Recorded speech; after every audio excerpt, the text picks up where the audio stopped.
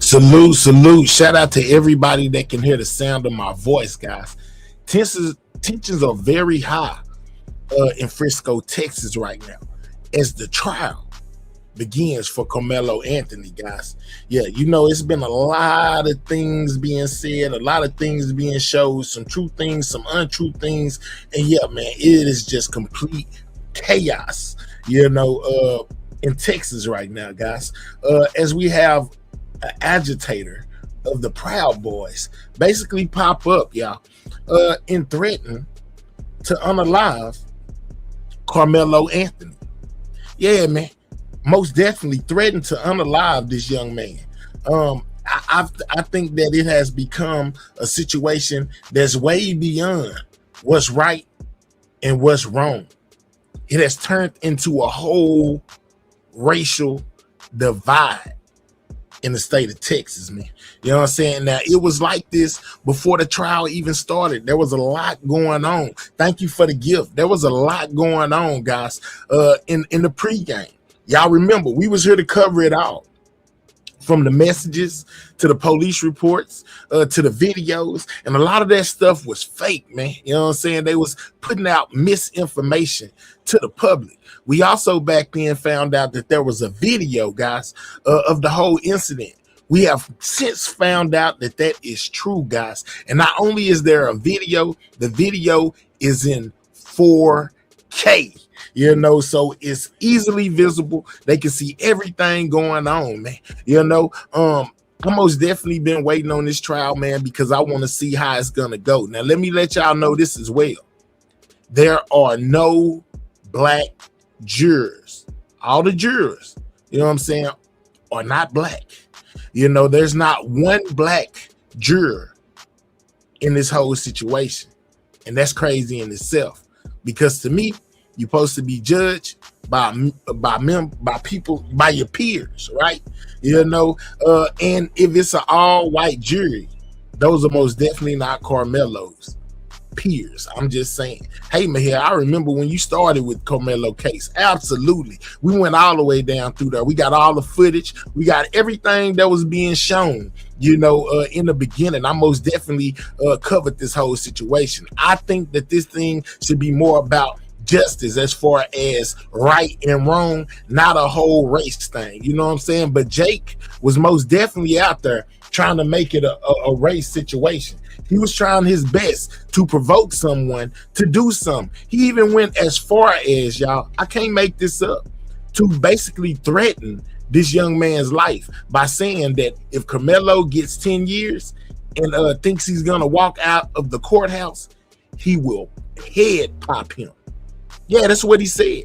And the person that was asking him this, you know what I'm saying, shout out to Queen 88. She was asking him, basically, man, what did you say? And he said it again, y'all. He said that he would head pop. I can't make this up. Let me get this up here for y'all, man. Make sure y'all double tapping that screen, because this is what mainstream media ain't gonna show y'all. You know what I'm saying? Yeah, but she was there on the front line, guys, when all of this was going on outside of the courthouse today. And basically, while he was out there trying to bait someone in to doing something to him, he most definitely said, that he would head pop him. You don't believe me? Check this out. Out playing basketball, eat fried chicken, eat water, and I'll be right here too. And I'll be right here too. So you gonna kill him? He said, guess what? He comes out, headshot, gone. Yeah, that's what he said. So then she says, what? You're gonna unalive him? And he says, yes, I will. Let me know in the chat. Is that a threat? Is there anything that can be done about this? Because this most definitely seems like a threat to me on that young man's life. If he gets anything less than what the Proud Boys or their leader here, Mr. Jakelang, you know what I'm saying? If he gets anything under that, Jakelang just threatened to take his life, guys. Check it out. Yes. So you gonna kill Carmelo Anthony? Yes, I will. I gonna do about it? He just said he gonna kill Carmelo Anthony. Don't tell me nothing. This man just said he's gonna kill Carmelo Anthony if he walks out there. So I'll be right back out playing basketball, eating fried chicken, eating water, and I'll be right here too. Is this a threat, guys? And I'll be right here too. So you gonna kill him? Yes. So you gonna kill Carmelo Anthony? Yes, I will. I gonna do about it? He just said he gonna kill Carmelo Anthony. Don't tell me nothing. This man just said he's gonna kill Carmelo Anthony if he walks out there. So I'll be right back out playing. Wow, guys. Now, let me add a little bit of context to this. I'm gonna give y'all some more context. And I'll be right here too. So you gonna kill him? Yes. So you gonna kill Carmelo Anthony? Yes, I will. I gonna do about it? So what was going on here is when she approached Mr. Lane, she started asking him. She was like, you know, they were you know, talking back and forth, and then Mr. Jake brought up the fact that if the white people didn't step in, his words, not mine, if the white people didn't step in, you know, that they would give Carmelo 10 years, and which the person that was on the scene said, okay, well, if he get 10 years, we fine with that. He'll be out in no time playing basketball, eating fried chicken, because Mr. Lang made it a racial thing. That's why she said that. He'll be back out eating fried chicken, whatever, whoop. And then he said, Jake said, no, he won't. No, he won't, because I will head pop him. He walks out, pop. You know what I'm saying? Yeah, that's what he said. And then she said, what? You said that you were going to unalive Carmelo? And he said, yes, I will. Yes, I will. So she went over here to the police, you know, because they were stationed out there, and basically told them, hey, man, did y'all hear what this man just said? He just threatened to unalive this boy. Into which the officials that were out there, law enforcement, they began to tell her, well, it's a lot of people that's making threats. You see that guy over there in that orange hat? He just threatened to do something to Jake. And I was like, what? No, man, listen. If the guy was over there, if he was black, white, Hispanic, Asian, whatever, he made a threat at Jake, take him to jail too. But most definitely take Jake to jail for making a terroristic threat, because he just most definitely threatened to unalive Carmelo Anthony. This is not propaganda. This is not AI. This is Queen 88 on the scene. She reported on this. She went to the courthouse, and she stood outside of there until these people showed up.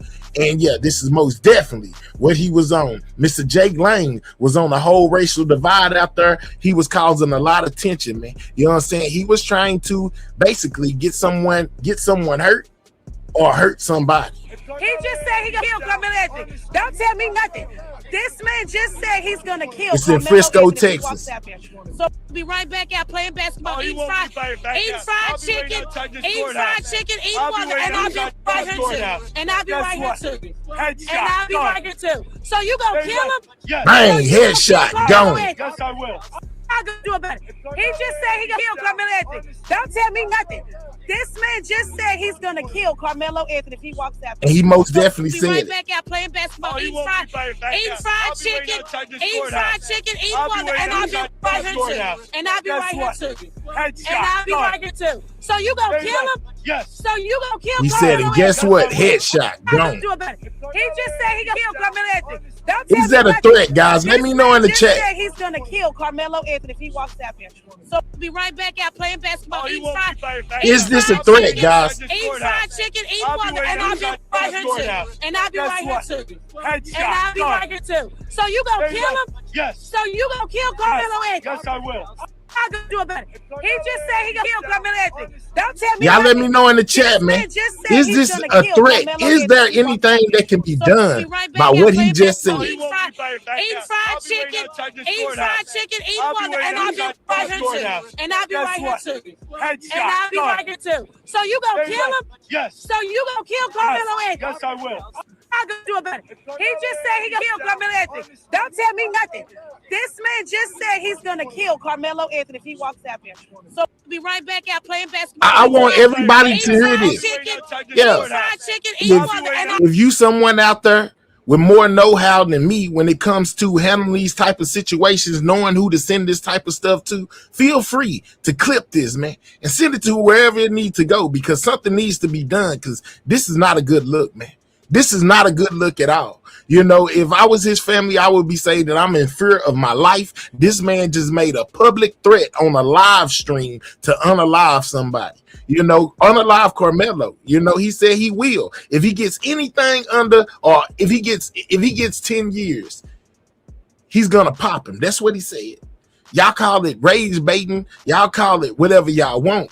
But me, I would most definitely be afraid for my life, man. Y'all make sure y'all double tapping that screen. Get the likes up. Get the likes up. Yeah, I'm gonna most definitely walk y'all down through there on the events of today. I just wanted to put this forward first so I can make sure that whoever clicks on this video, whoever sees this video, sees this. You know what I'm saying? So if you are a person with a lot of know-how, more know-how than me, that knows what needs to be done in order to get something to happen about this threat that was made on this young man's life, man, feel free to do so. Family was in fear of their life as they had to move. Absolutely, Gillian. Then you got this guy coming back out here. Remember, he was there at first. He pulled up in like a tour bus or something the last time when this first started. You know, he was out there and he was dressed in a suit and he was out antagonizing the people then. And now he's back, you know, with a bulletproof vest on, making threats to unalive Carmelo Anthony. Something has to be done, guys. I'll be right here too. And I'll be right here too. And I'll be right here too. So you gonna kill him? Yes. So you gonna kill Carmelo Anthony? Yes, I will. I'm gonna do about it. He just said he gonna kill Carmelo Anthony. Don't tell me nothing. This man just said he's gonna kill Carmelo Anthony if he walks out there. This most definitely happened today at the courthouse in Frisco. Eat fried chicken, eat water, and I'll be right here too. And I'll be right here too. And I'll be right here too. So you gonna kill him? Yes. So you gonna kill Carmelo Anthony? Yes, I will. I'm gonna do about it. He just said he gonna Hey, kill Carmelo Southern Anthony. Don't tell me nothing. This man just said he's gonna kill Carmelo Anthony if he walks out there. So we'll be right back out playing basketball. Eat fried chicken, eat water, and I'll be right here too. And I'll be right here too. And I'll be right here too. So you gonna kill him? Yes. So you gonna kill Wow, guys. I will. I'm gonna do about it. He just said he gonna kill Carmelo Anthony. Don't tell me nothing. This has to be something that something can be done about, guys. This is crazy. This man just said he's gonna kill Carmelo Anthony if he walks out there. So we'll be right back out playing basketball. Eat fried chicken, eat water, and I'll be right here too. And I'll be right here too. And I'll be right here too. So you gonna kill him? Yes. So you gonna kill Carmelo? I don't know what can be done if the president supports the Proud Boys. I don't know, you know, but I know that when I listen to this white, black, Chinese, whatever, somebody said something like this, I will most definitely take note of it, you know, and we most definitely will be on top of it, guys. You know, I don't care what color they are, you know, even if it was a black person saying that he was going to unalive the Metcalf family, I would take heed of that too and want some form of something to be done, because this can't be tolerated in the U.S., guys. This is crazy. I understand freedom of speech and all of that. I understand perfectly. But man, oh man, imagine, put yourself in the shoes of the family, white, black, or whatever. Somebody standing, you know, outside of somewhere saying, hey, we're going to unalive you if you step outside. Come on now. Come on now. That's a terroristic threat. This man just said he going to unalive this young man. Yes, I will. I'm gonna do about it. He just said he gonna kill Carmelo Anthony. Don't tell me nothing. This man just said he's gonna kill Carmelo Anthony if he walks out there. So we'll be right back out playing basketball. Eat fried chicken, eat water, and I'll be right here too. And I'll be right here too. And I'll be right here too. So you gonna kill him? Yes. So you gonna kill Carmelo Anthony? Yes, I will. Wow, guys. He just said he gonna kill Carmelo Wow. Anthony. Don't tell me nothing. This man just said And the police did nothing, guys. They just made excuses why they didn't do anything to him. Eat fried chicken, eat water, and I'll be right here too. And I'll be right here too. And I'll be right here too. So you gonna kill him? Yes. So you gonna kill Carmelo Anthony? Yes, I will. I'm gonna do about it. He just said he gonna kill Carmelo Anthony. Don't tell me nothing. This man just said he's gonna kill Carmelo Anthony if he walks out there. So we'll be right back out playing basketball. Eat fried. Man, I understand. He said because we can say what we want. Yeah, he can say whatever he want, evidently. But I feel like me or you, we wouldn't have got away with that. We'd have said something like that outside of a courthouse. They'd have locked us up so fast, made our heads spin, and we'd probably be barred off the premises and can never return. You know what I'm saying? Just keep it real, man. With me, it's not a black or white thing. With me, it's all about justice. With me, if it was something wrong, may the person who committed the wrong, suffer the consequences of their action. I'm not one of them people who just because he black, he didn't do nothing. No, I'm one of those people that goes by right and wrong. You know what I'm saying? Not based off of your color or your gender or any of that. And I think wrong is wrong and right is right. And I think what Jakelang is doing is most definitely wrong, guys. You know what I'm saying? That's wrong, man. I don't care what color you are. I ain't playing. This is wrong. Eat fried chicken, eat water, and I'll be right here too. And I'll be right here too. And I'll be right here too. So you gonna kill him? Yes. So you gonna kill Carmelo Anthony? Yes, I will. Not gonna do about it. He just said he gonna kill Carmelo Anthony. Don't tell me nothing. This man just said he's gonna kill Carmelo Anthony if he walks out there. So we'll be right back out playing basketball. That's crazy, y'all. That is crazy, y'all. Let me pause this. You know what I'm saying? I'll come back to that here in a little bit before the live stream is over. But man, that's crazy, y'all. It's something that I feel like it's something that can be done about all of that. All right, so let's get back into a little bit of the details. Like I told y'all, man, there are no black jurors on this jury.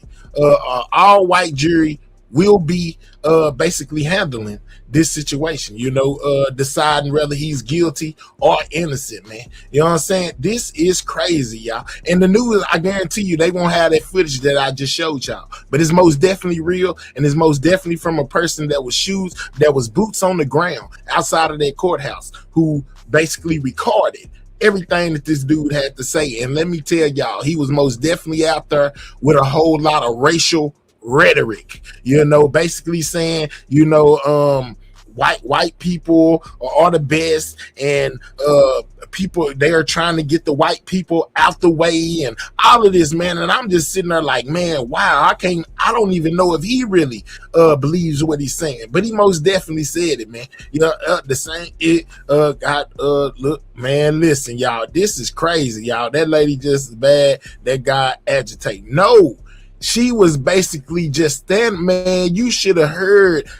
Man, you know what? I'm going to try to get the full thing from the lady that was out there. She most definitely wasn't antagonizing that man. Now, she started going off once he started talking about real bad about black people and black mothers and black kids and all of this and all of that. It kind of agitated her to where she started, firing shots back. But before that, he completely instigated that whole thing from the time he got out of his vehicle. He was speaking racial rhetoric, guys. No cap. He looks like the same guy that was harassing college kids at TSU a few months back in Nashville. Matter of fact, I think the Chuba or the Choke, what is the dude name? The racist dude that just Chug or whatever, he got arrested at his hearing.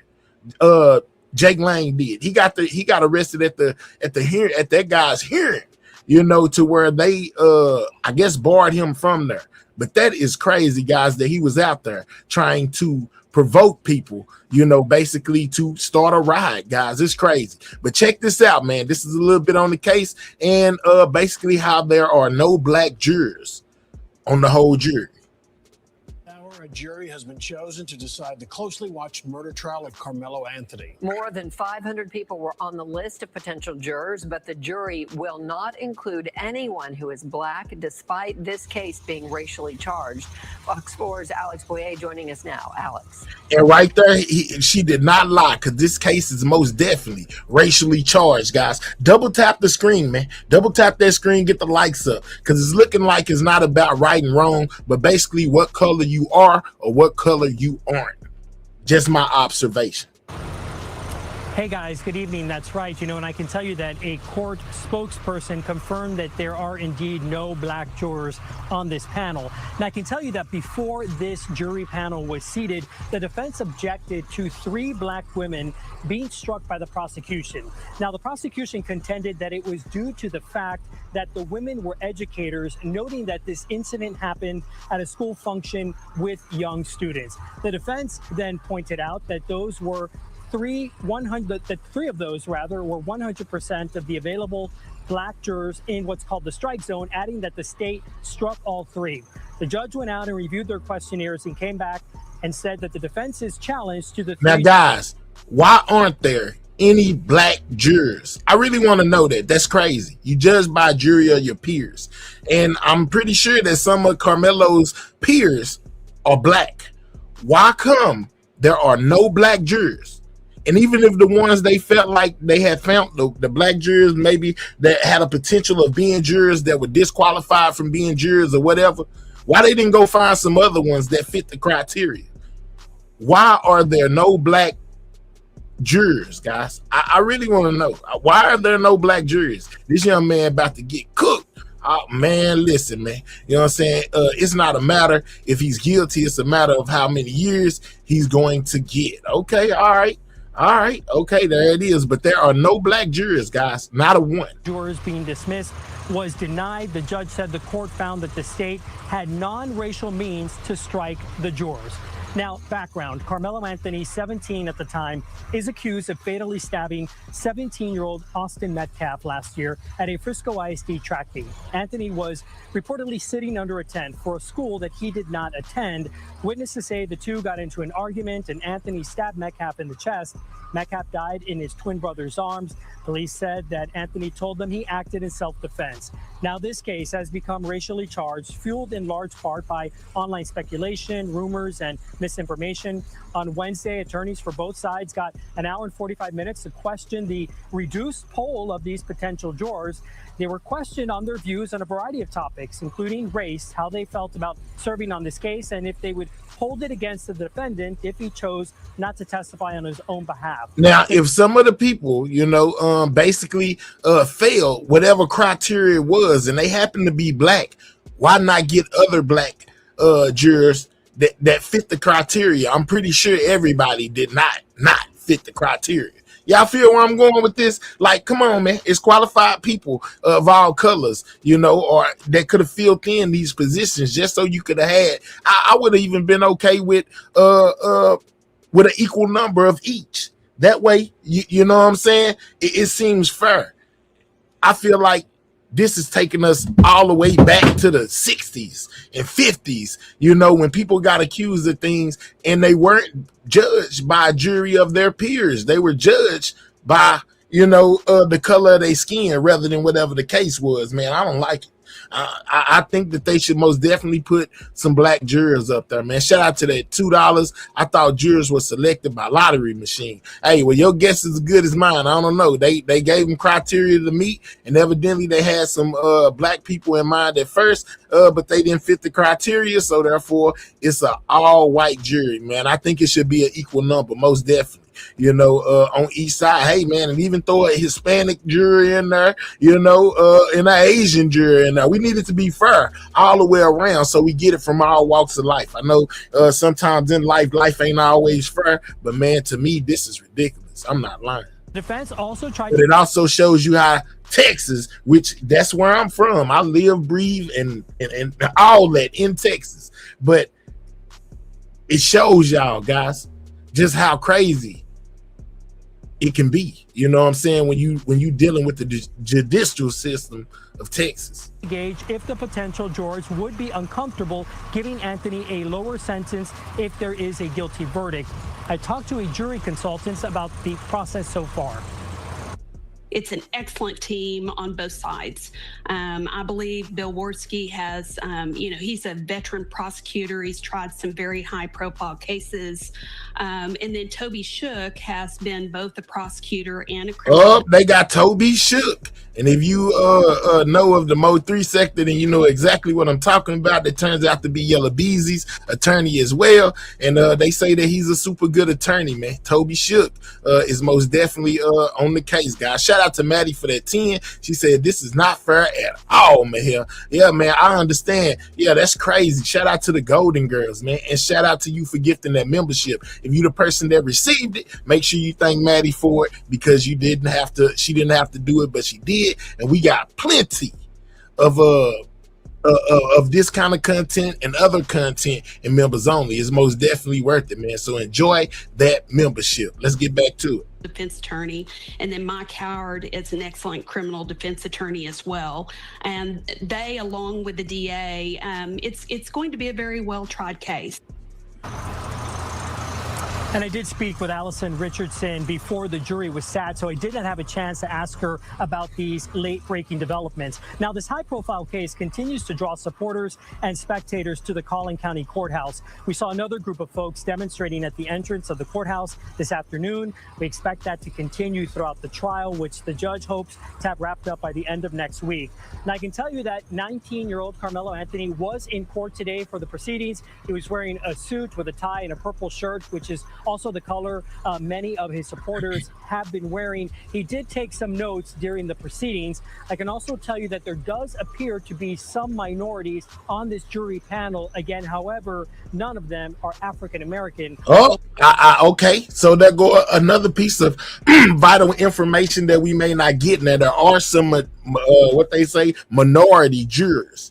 But none of them are black, so they may have some Hispanic juror, or Asian juror, something of that nature on there. That seems to be a good thing as well. But they most definitely need to have black jurors, man. Maybe this is something that if he's found guilty, he can bring back up in his appeal, because it's something about it that just doesn't sit right with me. I really cannot even believe that people are seriously doubting that as guilt. Okay, everybody's entitled to their opinion, man. William, I'm not gonna knock you for your opinion. Hey, if you feel like Carmelo is guilty and he needs to get 1,000,000 years, well, that's fine. I'm not mad at you.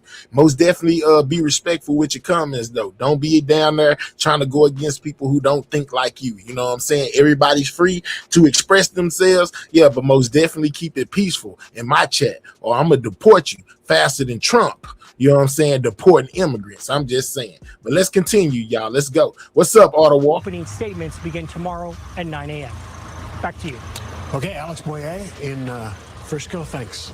And a reminder, Fox 4 will bring you extensive coverage of the Carmelo Anthony trial. You can keep up with the latest court developments on fox4news.com, our socials, and the free Fox Local app. All right. So, there's most definitely every coverage of this whole situation, man. Everybody's talking about it. Hold on. Let's go here, man. As Law and Crime updated us, basically on day one, and some things that have been missing within this whole situation, man. You know what I'm saying? We're going to take time to do a little catch up, and as far as find out where we are today, man. Continue to double tap that screen, guys. I know we should most definitely be over 100 likes. Y'all get the likes up. Likes are very necessary on YouTube. You know what I'm saying? So if you have not hit that like button, double tap the screen on your mobile device, or click the 3 dots in the right-hand corner and hit that thumbs up, guys. Make sure you subscribe to the channel if you're new. Hitting that like button most definitely helps out the channel. What's up, big Boogie Mama? What's up?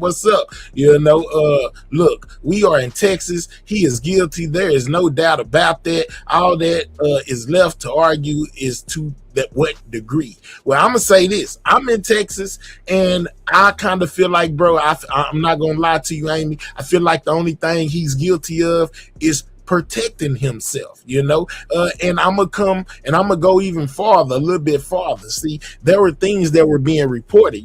They say that, hey, man, that Carmelo, basically skip other tents to go to the Metcalf's boys tent, right? Well, we come to find out from the video that was played and the on-site reporters that are going in, because it's not televised, that on this video it showed other tents, right? And we come to find out that Carmelo's team was the only team that was there that did not have a tent, which kind of explains why he went under the other one, right? And when it comes to him picking out what tent he was going to go to, he most definitely seen multiple tents. He checked the first tent. There was a lot of people within the tent. There was nowhere for him to be go off inside the tent, the first tent, because the tent was packed, right? So he went to the next one, where he went and he seen somebody that he thought was one of his friends, and they happened to be under the Metcalf's tent, the team's tent. So that's why he chose basically to go there. He thought he seen somebody he knew, and he had a seat. Now remember, they told y'all it was raining. All this was going on. Well, guess what? In the 4K video, it was most definitely raining. You could see the rain falling, basically from the sky. And man, I wish that we were able to get our hands on that footage so we could see it for ourselves. You think this was self-defense? Well, from what I've been gathering and what's been reported, I most definitely think it's self-defense. Remember, they talking about him having a knife. It turns out that the knife was a cleat, spike picker or whatever you call it, whatever kind of tool they use with the cleats. Turns out that it was one of those that he stabbed him with. You know what I'm saying? It was one of those that the dude stabbed him with, and those guys put their hands on him, guys. You know what I'm saying? They check your DM here. Okay, yeah, them guys put their hands on him. But I gave y'all a little before we get there. You know what I'm saying? I'm gonna let these people give y'all a little bit more while I check my DM. Shout out to y'all, man. Continue to double tap that screen, y'all. We had 80 on the likes. We should be well over 100. It's almost 500 people in the building. Y'all double tap that screen. Don't be haters all your life, man. There's nothing wrong with supporting the channel. I ain't asked you for no money. I just asked you to hit the like button. Hit the like button and subscribe to the channel if you're new. And if you got a page, share me on your screen. Let them know we over here talking about the Carmelo Anthony and Austin Metcalf trial, guys. Let me know how you feeling about what we watched in the beginning with jakelang basically threatening to unalive Carmelo Anthony. It may be the biggest trial this year in Texas. A story of two high school athletes on a collision course at a track meet that ended with one of them dead. The other set to go on trial for murder. Carmelo Anthony is accused of first-degree murder in the killing of Austin Metcalf on the ground in Texas, where tension has grown in the community ahead of this trial. Was this self-defense or was this murder? Will this former high school football star go to prison as an alleged killer? We're about to find out. We're on The Case, presented by Law and Crime. I'm Chris Stewart. Yeah, most definitely gonna give us all the accurate information, guys. If you ever want to know something that's going on, man, check out Law and Crime, because they most definitely gonna come with all the facts. Plus, they gonna have the paperwork. Yeah, and they kind of report it straight down the middle. They not biased. They not on no side. They going strictly off what the paperwork says and relaying the information to the public. Man, I most definitely look for them when it's time to have factual information. So let's go. Spring of last year near Dallas, what would Austin Metcalf be doing today? What would Carmelo Anthony be doing? Of course, we'll never know the answer to that. But what we do know is that security is tight at the courthouse in McKinney, Texas, because of all the attention that this story is getting. Here's video of demonstrators outside the courthouse in McKinney, Texas today in support of Carmelo Anthony. There's actually a Give, Send, Go for Carmelo that's raised more than $600,000. And we've been seeing an influx of donations this morning with new attention on this case. Shout out to Keisha Michelle for becoming a YouTube member. Shout out to you, Keisha. Thank you very much. You know what I'm saying? Enjoy your membership. There's most definitely lives that I did when this first kicked off, with all the information that I could find from TikTok, Facebook, wherever the information is. I was most definitely covering it, getting all the factual information before the factual information was put out to the public, guys. So if you have a membership, most definitely enjoy it. Feel free to go watch the videos and get caught up if you're not already caught up with this situation. Shout out to everybody in the building, man. Continue to hit that like button. We at 90. We need 10 more likes to hit 100, guys. Double tap that screen if you're on a mobile device, or click those three dots, hit that thumbs up, and remember to subscribe to the channel if you are new. Trial. Jury selection's underway right now, and I'm going to bring in Cody Thomas from Court TV in a moment, who's outside the courthouse. We'll talk through what we can expect this week. We have been told they've been going through roughly 600 potential jurors in this case ahead of opening statements. Let's go back to when this story first started. April 2nd, 2025. Here go a little refresher. It was a rainy day in Frisco, Texas, and local high schools had gathered for a track meet. Austin Metcalf's and Carmelo Anthony's schools were competing in this track meet. Now, if you've ever run track, you know that teams typically have spots around the track where athletes can hang out with their teammates between events. In Austin Metcalf's case, he was with his twin brother and teammates under a tent, according to police. So this rainstorm... Now, remember, there was a whole discrepancy, y'all. Rather, Austin's brother may have touched Carmelo as well, where it would have been a jumping situation instead of a one-on-one situation. Y'all remember they was bringing that up? You know, they were saying that it was some racial things that were being said to Carmelo, you know, according to a bystander that was there, you know, while all this was going on. I'm just saying, man, if you ain't, hey, you may need to get you a membership and check out my members only, because all the things from back then are most definitely there, guys. Let's go. Comes in and it delays the track meet. Witnesses say another athlete who wasn't on Metcalf's team stood under Metcalf's tent. The name of that athlete was Carmelo Anthony. Carmelo Anthony, class of 2025, Centennial High School, Frisco, Texas. This is video of Carmelo Anthony mic'd up for a football tournament for Carolina Sports District on YouTube. Now, Anthony and Metcalf, they were both football stars at their high schools. Metcalf was actually taking some pretty big recruiting visits, and he planned to play at the next level. Anthony also posted on social media that he was receiving scholarship offers, and he planned to play college football. So you know a little bit more about them now. And you have this rainy day at a track meet, and people were looking for cover from the rain. So Anthony goes under Metcalf's tent, according to police. And at some point, a little more information.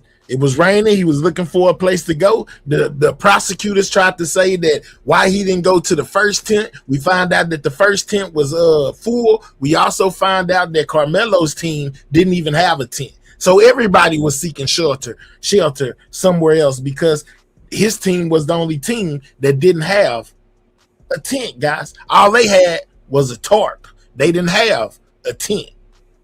Just for the record to reflect, because the defense was most definitely pushing that narrative, guys. The two of them get into a confrontation. According to witnesses, Metcalf told Anthony to leave his team's tent. And at that point, Anthony allegedly reached into his bag. Why did he tell him to leave the tent, guys? That's another thing. You know, don't you supposed to go get a coach or something like that? Even if he said, hey, man, leave the tent, and Carmelo said, I ain't going nowhere, then Austin should have went and got official. You know what I'm saying? Some official or referee, you know what I'm saying? A coach from another team, his coach, anybody, adult, to come move Carmelo from under the tent. What made him and his brother feel like the thing to do was try to make this young man move? This is unbiased, guys. It would be the same way if it was a white guy going into a black tent. I would say the same thing.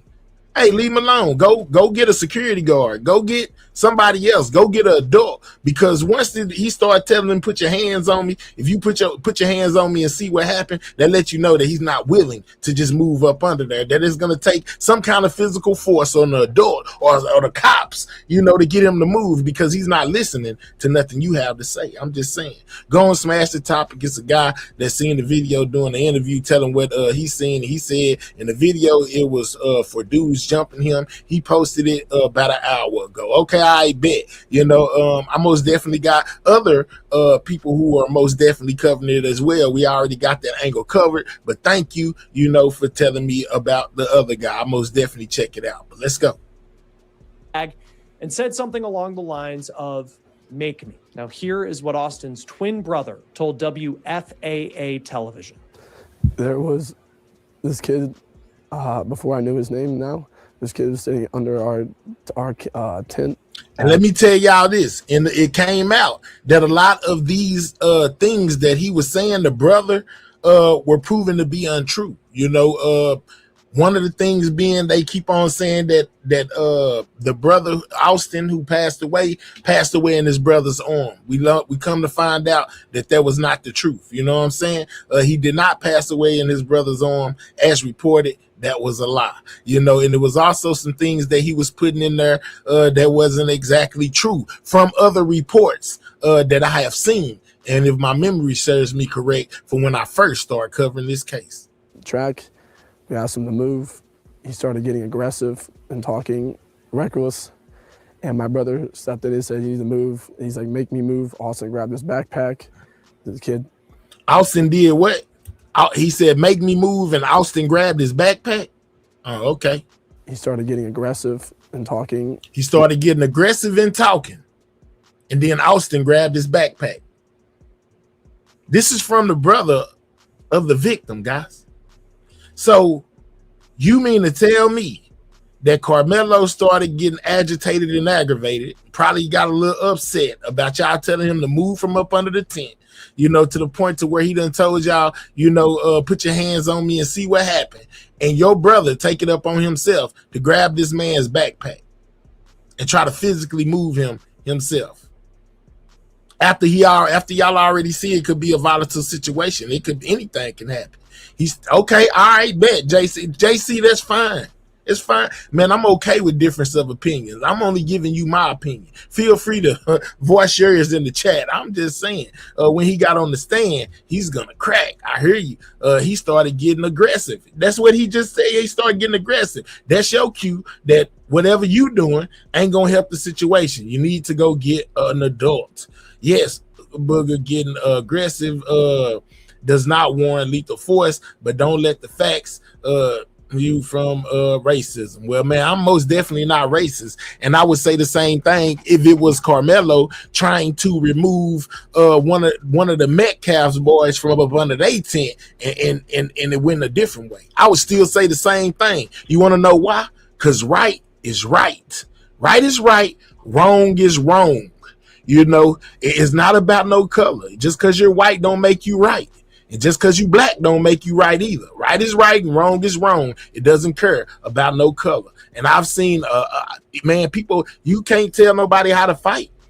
People have every right to defend themselves when being assaulted, you know what I'm saying, or being bullied by anybody. So it doesn't matter the skin color to me. You know, it's all about what happened and why we got to the result that we are now. You know what I'm saying? That's just me being real. Hey, if you don't agree, that's fine.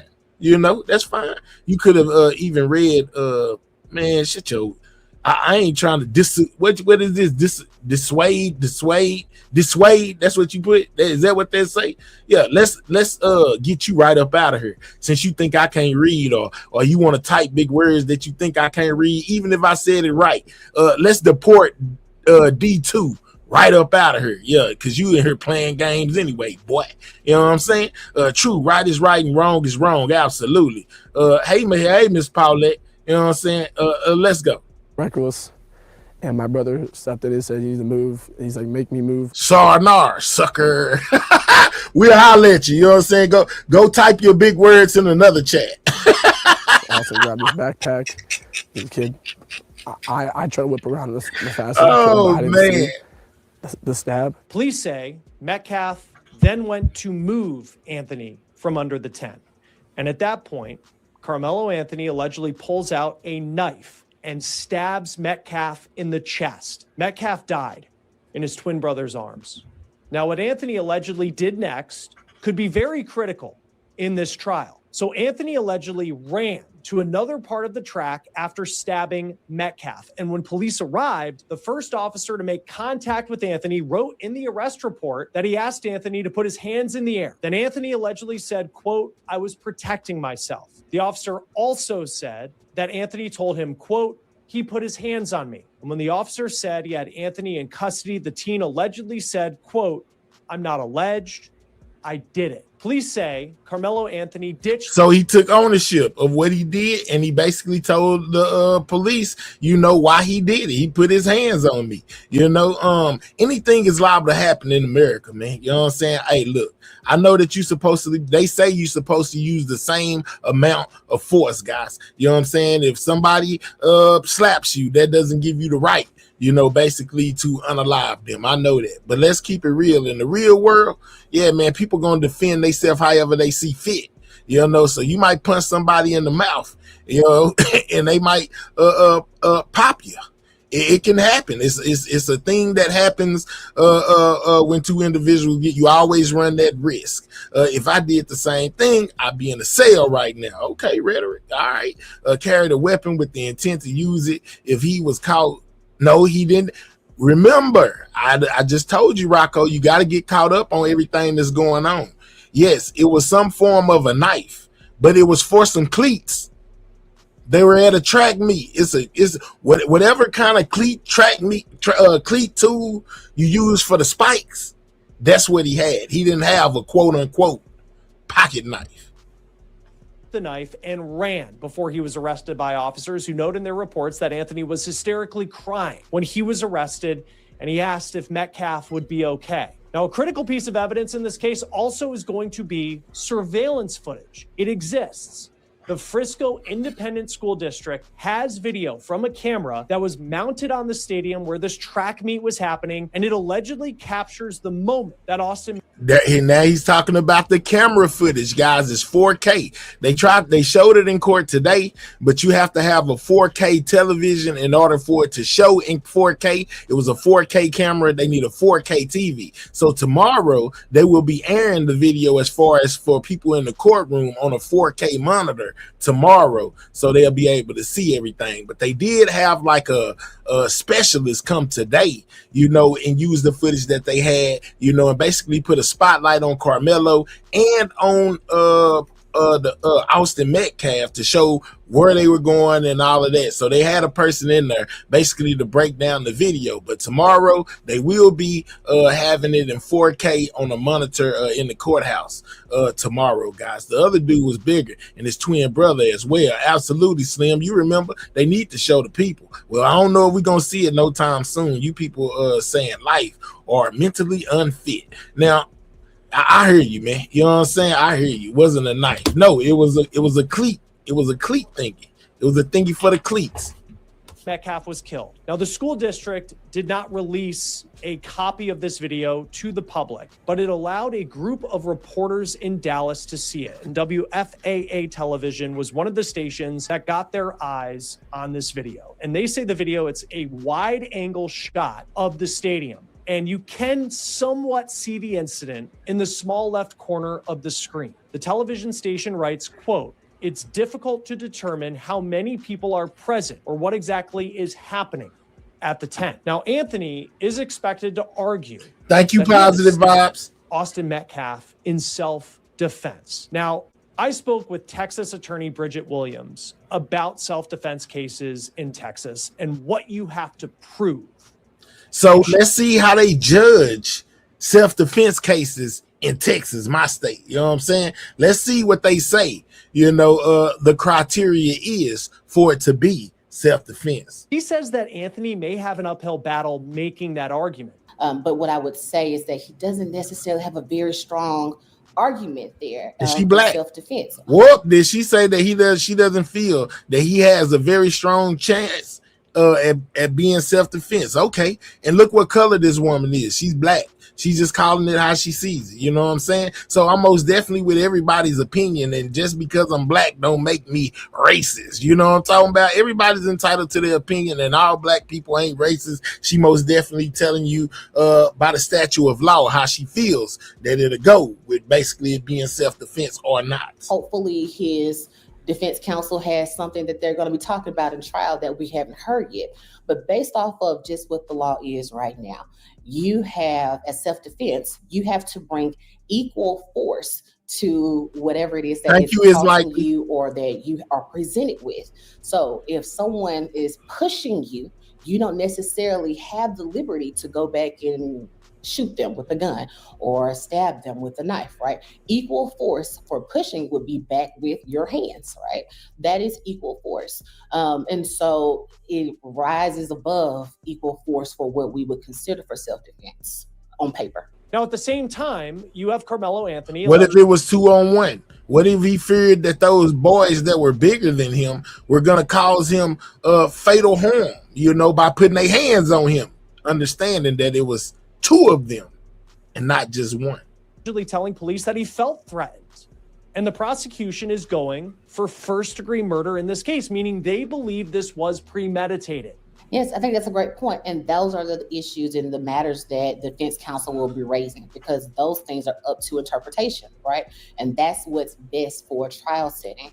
So again, on paper, it's supposed to be equal force. But when you move forward to a trial, the defense counsel is going to be discussing how he felt that this was in fact equal. This was the reason why he felt that he needed to do this in order to save his life, or why he felt it was necessary in order for him to walk away alive. So he had to do this, otherwise he didn't feel like he would have been able to walk away. Anthony was initially held on $1 million bond, but then the judge in this case, less than 2 weeks after Carmelo Anthony was arrested, lowered his bond to $250,000 and Carmelo. Yeah, how is this premeditated? Because he had his tool that he used to tighten up his spikes on his shoes.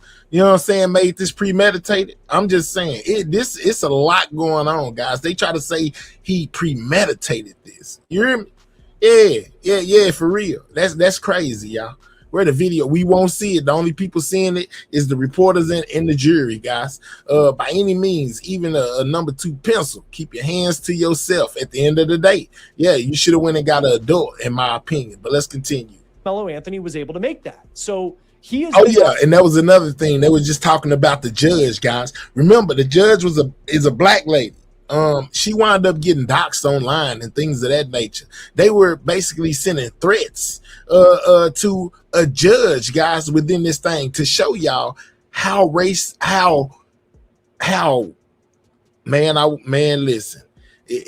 show y'all how bold they were. How about that? You know what I'm saying? That they doxed the judge for lowering his bond out of jail as this case is moving. It was threatening her forward to a trial.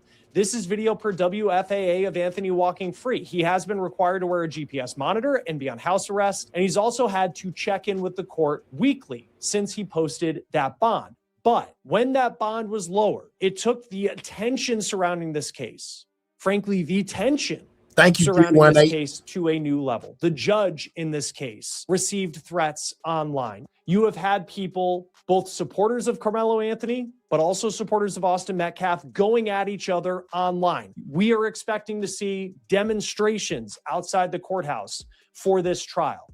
And in the wake of his release from jail last year, Carmelo Anthony's family held a news conference talking about how they had been the victim of threats. This is Carmelo's mom per KDFW. In wake of this tragic incident, our family has been under attack. Whatever you think, what happened. Both sides were under attack. Not only was Carmelo's family under attack, people sending them threats and sending pizzas and things like that to their house, due to this whole situation being doxxed. But I have to say that the Metcalf family was also being harassed by people, doing the same type of thing to them. This thing is very racially heated, guys. Yeah, it is most definitely racially heated, like super racially heated, like almost to a point of that. I ain't gonna even say almost, I'm gonna say there's a racial divide right now, guys. And that's why I said people aren't going by right is right and wrong is wrong. They going by the color of other skin, and they feelings about people. And that's crazy, man. They got nothing to do with this. Put the other side in the other side's shoes and see what side you come up with. Don't just judge it because this guy's black and this guy's white. But hell, don't forget, they said they had a run-in at a party weeks before, and that was a lie. You know what I'm saying? That was more of the racial divide. You know what I'm saying? There was a lot of things that were put out to the public and to the media that was propaganda. That was not facts. That was not true. And even in this interview, I think that their representative steps forward and basically let it be known that a lot of things that were coming out at that time were not true. In between Carmelo on each side and the Metcalf boys, my 3 younger children, my husband, and I didn't do anything to deserve to be threatened, harassed, and lied about. Now, one thing I remember from that news conference is not just the tension of people who are looking at this case, but the bad opinion about what happened. But what's crazy is that during that press conference that the Anthony family was doing, the Austin Metcalf's father was there, but they would not let him speak. He showed up before it even started, and then he was just waiting around, and it's real tense. And he came. People felt like he was antagonizing the situation by being there. What y'all think? Also, here go to dad, Jeff Metcalf, indicted, first-degree murder, justice for Austin. Been a lot of tension between the families of Carmelo Anthony and Austin Metcalf, which certainly, when you think of the stakes of this case, when you think of the life that was lost, you understand that. But at that same news conference, Jeff Metcalf... And this is the father of Austin, guys. You know, he was this is where I was telling y'all he was basically at this press conference and wasn't invited, and that people felt like he was antagonizing the situation. But this is Austin's dad, you know, that was basically there for that press conference. Who is Austin's dad, showed up and stood in front of cameras in sunglasses until he had to be escorted out. This is per KTVT. Now, all of this took place last year. The death of Austin Metcalf, this news conference, the posting of the bond. But now here in 2026, we're on the verge of a divisive and potentially explosive trial getting underway. Join us now outside the courthouse in Collin County, Texas, where this trial is slated to take place. Cody Thomas from Court TV. Always good to see you, Cody. Thanks for being with us. There's been a lot of talk about a lot of the tension in the community surrounding this case going back to last year. And I know there's some tight restrictions as far as what we can do as media when it comes to covering this case and what type of access there's going to be. You're outside the courthouse. I know jury selection's going on. Just set the mood for us. Like, what does it look like out there right now? Yeah, Chris, always great to be with you, my friend. It's a lot slower than I expected here today. Of course, it is a jury selection day, and it is a little early in the morning. But we haven't seen many demonstrators. In fact, as I'm looking now, I only see maybe 5 to 7. This report is from yesterday. I got some up-to-date reports as well, but this is from yesterday. And basically, Jakelang hadn't showed up yet. But today, oh yeah, there were plenty of protesters and people all outside of that courthouse today. It was jam-packed, guys. Of them starting to congregate away from the courthouse, maybe about 100 yards or so away from the courthouse, because again, they've set a bunch of rules because of how emotionally charged this case is and how. But I think that was, and you say those are the words that would bury him. But I feel like, bro, if a person tell you to leave them alone, and a person tells you, don't put your hands on me, or put your hands on me and see what happened. Oh, it's a whole plethora of things that could have happened. You know what I'm saying? Either he was finna get unruly, a person will pop you, a person will sock you in your nose. You know what I'm saying? But it's something that's gonna happen. You know, if you put your hands on that person, common sense says, hey man, let me not mess with this dude. Let me go get a coach or something. You know what I'm saying? Because I don't know what's liable to happen if I put my hands on him. He already warned me. That's a warning. Like when they tell you when you got a pistol or something, you're supposed to shoot a warning shot in the air to let them know, hey man, you know I'm strapped, and if you run up on me, this is gonna happen, right? And you shoot it in the air, boom, that's the warning shot. And you approach or try to harm me in any way, I'm gonna pop you, right? So when he told him put your hands on me and see what happened, that wasn't an invite, that was a warning. Like, hey, something gonna happen. I know what it is and you may not, but something is finna happen if you put your hands on me. So the best thing for you to do is keep your hands to yourself. How about that? Impactful it is to this community down here for both sides, each party, Austin Metcalf and Carmelo Anthony. Of course, you know, the blatant optics of the case here. We have a young black kid stabbing a young white kid. So that automatically across this country causes, you know, some polarization among the people who have taken this case in. And of course, that has brought about this tension here. But the judge has laid down some ground rules inside this courtroom. I mean, you can't bring in any electronics. We can't live stream it. You can't record anything. Even us as media can be in the courtroom, but we can only have electronics for note-taking purposes. You can't wear any clothing that suggests any sentiment toward either side. The judge really laying down the law out here, and there's barricades around some of the courthouse steps. But again, Chris, out here, it's pretty slow today. There's no sign of Carmelo or Austin Metcalf's family right now, but I'm sure we'll get some more of that as this week picks up, as opening statements are expected to get underway tomorrow morning. Yeah, and I mean, I just remember back to when Carmelo Anthony's bond was brought down to $250,000. He was able to post that. He's been on house arrest, and he's been on a GPS monitor ever since. But the judge had received threats as well. I mean, there's just so much of this case that has played out kind of in the internet world, along political lines. There's a lot of dynamics, and it's going to be no. You are not allowed to bully people with threats of violence. I know that is a foreign concept to you, but violence isn't right. I know that violence isn't right. But when you have people potentially trying to put their hands on you, my God, I feel like you have the right to protect yourself. I feel like you have the right to warn somebody that there is consequences with you putting your hands on me. And I'm glad that you brought this. I'm glad you brought that up. Hold it. Let's slow that down real quick. I'm glad. So since it's not right to threaten anyone, you know what I'm saying? It's most definitely not right. What you think about this? This is jakelang, guys, threatening to unalive Carmelo Anthony. Should something be done about him since we have such politically correct people in the chat? You let me know, my guy. What you think about this? And I'll be right here too. And I'll be right here too. And I'll be right here too. So you gonna kill him? Yes. So you gonna kill Carmelo Anthony? Yes, I will. I'm gonna do about Where you don't not type. Let me know what you think about that, guy. That was most definitely a threat to unalive Carmelo Anthony if he gets 10 years and thinks he's gonna walk out of the courthouse. jakelang said he's gonna unalive him. Is that right? He just said he gonna kill Carmelo Anthony. Don't tell me nothing. This man just said he's gonna kill Carmelo Anthony if he walks out there. So we'll be right back out playing basketball, eating fried chicken, eating water, and I'll be right here too. And I'll be right here too. And I'll be right here too. So you gonna kill him? Yes. So you gonna kill Carmelo Anthony? Yes, I will. I'm gonna do about it. He just said he gonna kill Carmelo Anthony. Don't tell me nothing.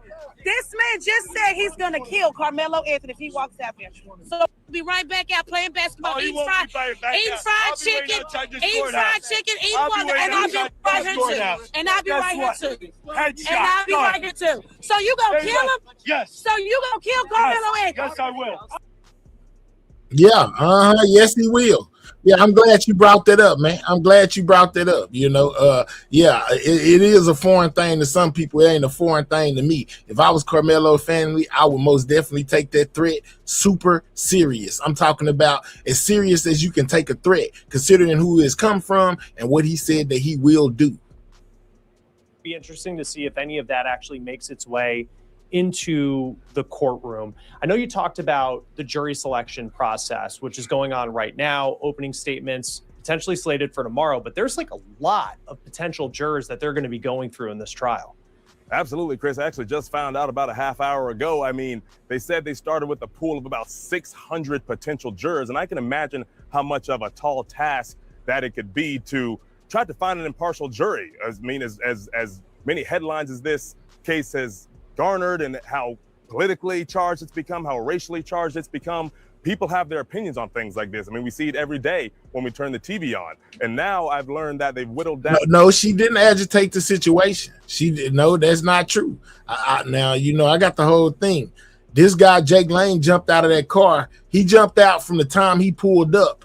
It was most definitely agitating everybody out there. It was calm, cool, and collected before he got there. And then he came with the racist rhetoric and then started talking about black mothers and black children and how black people have fatherless homes and all of that. Before she said a real word to him, he started going off that he instigated that situation for her to start talking to him, you know, and then he started talking about unaliving Carmelo Anthony. Down from 600 down to about 250. That's what the media liaison told me inside the courtroom. I was in there for about an hour earlier before coming back out here. He was giving me kind of a rundown of where we are. Of course, jury selection started 2 days ago on Monday, and now we're here on Wednesday. And he says if things go as expected, if they're able to get that impartial jury and seat one today, opening statements expected tomorrow. But who knows? It could bleed into tomorrow with jury selection. It could bleed into the rest of this week. I mean, we've seen jury selections last for multiple days, weeks at a time in certain cases that we've covered here, Court TV and Law and Crime. So, but they are trying to stay on schedule and get those opening statements done or started by tomorrow. Yeah, I mean, you just think about how many people they are going through and just the process to get down to that small amount who will eventually determine how this trial goes. Just from the people right now, I know you talked about just about 5 to 7 people outside the courthouse and potentially, especially when you think of opening statements, I mean, there could be a lot of people just with all the tension that we've been talking about related to this case. But what are you seeing out there right now, just as far as like these protesters, potentially, you know, supporters, whoever they may be, of what they're doing? Yeah, so I'm looking over, as I look to my right over here now, it seems like the crowd's grown to maybe 10, 12, maybe going on 15 people. It looks like I see some signage that may say Black Lives Matter, so I assume they are in support of Carmelo's side of what's going on. I haven't seen any other protest groups, but I did learn from one of the media outlets that was here earlier this week that there was a demonstration for people in support of Karmelo, and then there was a demonstration for people in support of Austin Metcalf's family and that side of the situation. And he was saying that, you know, earlier this week, a couple days ago, that the tension seemed a little high and that he thought something might happen out here. I don't know if they were yelling back at each other, but he said one side had a megaphone. I'm glad somebody said that. Now, there was somebody that said something about stealing, right?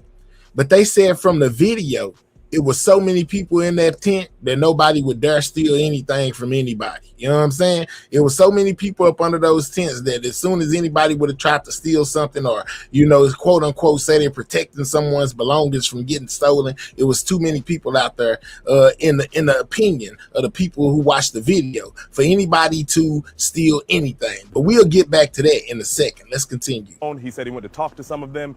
They talked briefly, and then somebody came up and cut them off and said, yeah, we're not talking to anybody. So, of course, you know, the emotions, just the polarization, Chris. But right now what I'm seeing, not much going on outside of those 10 or 15 people as I look around. Again, it's a slow day, but it is also early in the day as well. That's not to say that later this afternoon it could ramp up and pick up once people start getting off work or on their lunch hour or what have you. But right now it's still a little slow here outside the Collin County Courthouse. Yeah, and you just wonder too what the security is going to look like, as well as those crowds grow there in Collin County. Going to the facts of the case as we know them at this point, the allegations to this point, and again, Karmelo Anthony is facing a charge of first-degree murder in this case, and there could be, if found guilty, a very serious sentence. And it's always, you know, I kind of just go back and think, you know, both of them were on track to graduate. You know, both of them had plans, you know, going beyond high school, and then you have this track meet. And I keep thinking, like, imagine if there just wasn't that rainstorm that day, just that brief storm that then kind of put this track meet to a stop. Like, where would we be today? And I know that that's a question we'll never know the answer to, and it is what it is. But as far as the narrative that's been laid out of what happened at this track meet and how we got to this point, what stands out to you? Yeah, Chris, just walking people back through it that may not know, just painting the scene in a brief nutshell here. You had, you know, if you've ever been to a track meet, you have multiple teams that are kind of on the same side of the bleachers. And honestly, whether rain or shine, you know, people set up tents anyway because the sun is beating down so hard. But you have multiple schools. I most definitely said, according to the people that were there, Rob, you know what I'm saying? The people who viewed from an eyewitness, as well as people who have viewed the actual video, you know, that was showed in court today, that was shown in court today, the on-scene reporters. I most definitely support a lot of their word, you know, because they got no reason to lie about what they seen on that video. Come on now. Maher's just reporting the information. Why is these people in the chat so mad? Because they don't like to hear the truth, Big Op. They not going with right and wrong is wrong. They going off the color of the skin and how they feel about people from different races. That's why. And for some reason, unbeknownst to anyone, Karmelo Anthony was under the tent for Austin Metcalf school. Karmelo and Austin did not go to the same school, to which, you know, young guys, they're 17 years old, seniors in high school, you know, the testosterone gets flowing. Austin says, hey, Karmelo, get out from under our tent, not knowing exactly how he said that. We don't know how exactly that phrasing went, but pretty much trying to get Karmelo out from under the tent. We don't know why Karmelo was there. Apparently a verbal scuffle started, and eyewitnesses, some students there who saw— I know why Karmelo was there. He wasn't even running in the trap meet. This was a junior varsity track meet. He was a varsity player or whatever, but he went to go help with this track meet for the JV. You know what I'm saying? So that's why he was there in the first place, because a lot of people was like, he ain't even supposed to be there. Why was he there? He's not even on the JV team. Well, he was asked by people older than him basically to come help out. So he decided to come help out, and that's how he got there. No one takes a knife to a track meet. No excuses, period. Alina, what if I tell you that it wasn't a quote-unquote knife? It was a cleat tightening tool. The tool that you use to tighten your cleats, and they are most definitely necessary at a track meet. The story you told was false. It was a knife-like object, but it was not quote-unquote a knife. But let's continue. Things went down, say, at some point they saw Karmelo reach into his book bag and hold his hand into his book bag and say something to the effect of, touch me and see what happens. To which Austin Metcalf was like, all right, and he goes to shove the kid, and then Karmelo pulls out a knife and stabs him in the chest, and then Austin Metcalf dies in his brother's arms there in the bleachers. Karmelo runs off, and police say Karmelo actually admitted to stabbing the kid, but he, of course, is claiming self-defense. self-defense. So it's just a sad situation all around. But one of the questions that stands out to me, Chris, my mom was an educator, so I'm very familiar with, you know, how rules at schools work. The one question is, at 17 years old, why'd you have a knife, let alone on school grounds, which is also illegal within itself? So I'm pretty sure that's going to be a really hey man, I know some people right now, you know what I'm saying, they got adolescents with knives, you know what I'm saying. It's a form of protection in this day and age. You never know what's gonna go on. So yeah, it's most definitely necessary to protect yourself, but just, you know, poking or stabbing somebody randomly is not what that is, you know what I'm saying. So but I can't say that he's the only adolescent in this world that carries around a pocket knife. I used to have a pocket knife when I was that little. I just didn't, you know what I'm saying, go stab nobody. And just because I had it don't mean that my parents gave it to me. You know what I'm saying? I could have found it or you know, got it from somewhere else. I'm just saying it's not uncommon for adolescents to have a pocket knife. damaging factor. I think I was just sharpening tree twigs with mine, you know, dulling it out. Outside, then pick the branch off the tree and just start sharpening the end of it just to be doing something when I was a kid with my pocket knife. I don't know how his defense is going to be able to explain that part of it once this trial gets underway, but that's what stood out to me about this entire narrative here. But again, like you were saying, two young men on track to graduate. If that rainstorm hadn't happened, if Karmelo wasn't under that tent, if this verbal altercation didn't happen, these men were going to go off and likely do great things with their lives. But now we're both stuck here. One kid is gone, of course, and one kid's liberty is at stake here as far as being behind bars for the rest of his life. So just sad all around for these two young men and their families, of course. Yeah, it's just an incredibly tragic case. And I know just from like when it happened that there is some surveillance video from the stadium itself, but according to the local media that looked at it, you don't really see a lot. And it's going to be interesting, especially for his defense, of like, how do you paint this narrative? You know, if it's a self-defense argument, can you get a jury to believe that his life is in danger? But to your point, I think it's tree twigs, not twigs. Twigs. In case you don't understand proper English or think I don't speak proper English. I don't care about being politically correct. You know what I'm saying? I might say a lot of words wrong. Shorten them, abbreviate them, you know what I'm saying? Speaking abundance, all of that. That's just me, man. That makes me who I am. You know what I'm saying? But that doesn't make me any less smarter than you, my guy. And I said twig, not trig. Big question that so many people are going to have. And I think about the jurors who will eventually be in that box. It's like, why did you have a knife at a track meet? And I just feel like, how do you get to the point where you answer that question? Absolutely. And I mean, that I feel like that's going to be the crux of the whole case. That what you're saying is it's hard to argue self-defense when literally said touch me and see what happens. Well, I done said that before too. You know what I'm saying? That's most definitely a warning in Texas. Yeah, touch me and see what happens. If you touch me, I'ma defend myself. That's what touch me and see what happens means. So that can most definitely be self-defense, because if you touch me, I'm gonna defend myself by any means necessary. Because, you know, young men for decades, for as the dawn of time, have gotten in fights. I mean, yes. You and I went to school. We've probably seen a couple of fights ourselves, of course, but I never seen a fight among teenagers where knives were involved or, you know, deadly weapons were involved, and especially on school grounds. I'm sure it probably happened somewhere, but typically I'd imagine that'd be off school grounds somewhere where it's not the school's. I'm glad somebody did. Like absolutely, you know, honey pot. Absolutely, honey pot. And I be seeing officials use this, the FAFO, you know what I'm saying? I'm gonna say it the right way. Mess around and find out. That's just like put your hands on me and see what happens. You hear me? Same thing. It's just that he may have been speaking slang when he said, put your hands on me and see what happens. Put your hands on me, I'm going to defend myself by any means necessary, is what that means. You know what I'm saying? Yeah, let's go. You know what I'm saying? Yeah, it's a warning. Absolutely. Yeah, that's a warning. Absolutely. And what he said was a warning too. Like basically leave me alone. You know what I'm saying? Leave me alone. Get away from me. You know what I'm saying? Don't put your hands on me. Because if you put your hands on me, anything liable to happen. But It's just how are they going to explain it? I feel like that's going to be what tilts the jury, no matter what other facts come out. And especially to your point as well, Chris, if there's video, of course, we haven't seen the video. There's been a gag order on this case since pretty much, it started going into litigation about a year ago. If there's surveillance that really shows Karmelo as kind of the aggressor here, I don't know how that narrative is going to get painted.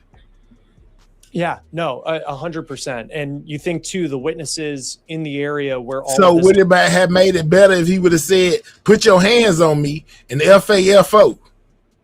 Would that have made it better? Would y'all still be saying that this is not self-defense? If he would have said what the rest of them be saying, if he would have said, "Put your hands on me," you gonna FAFO?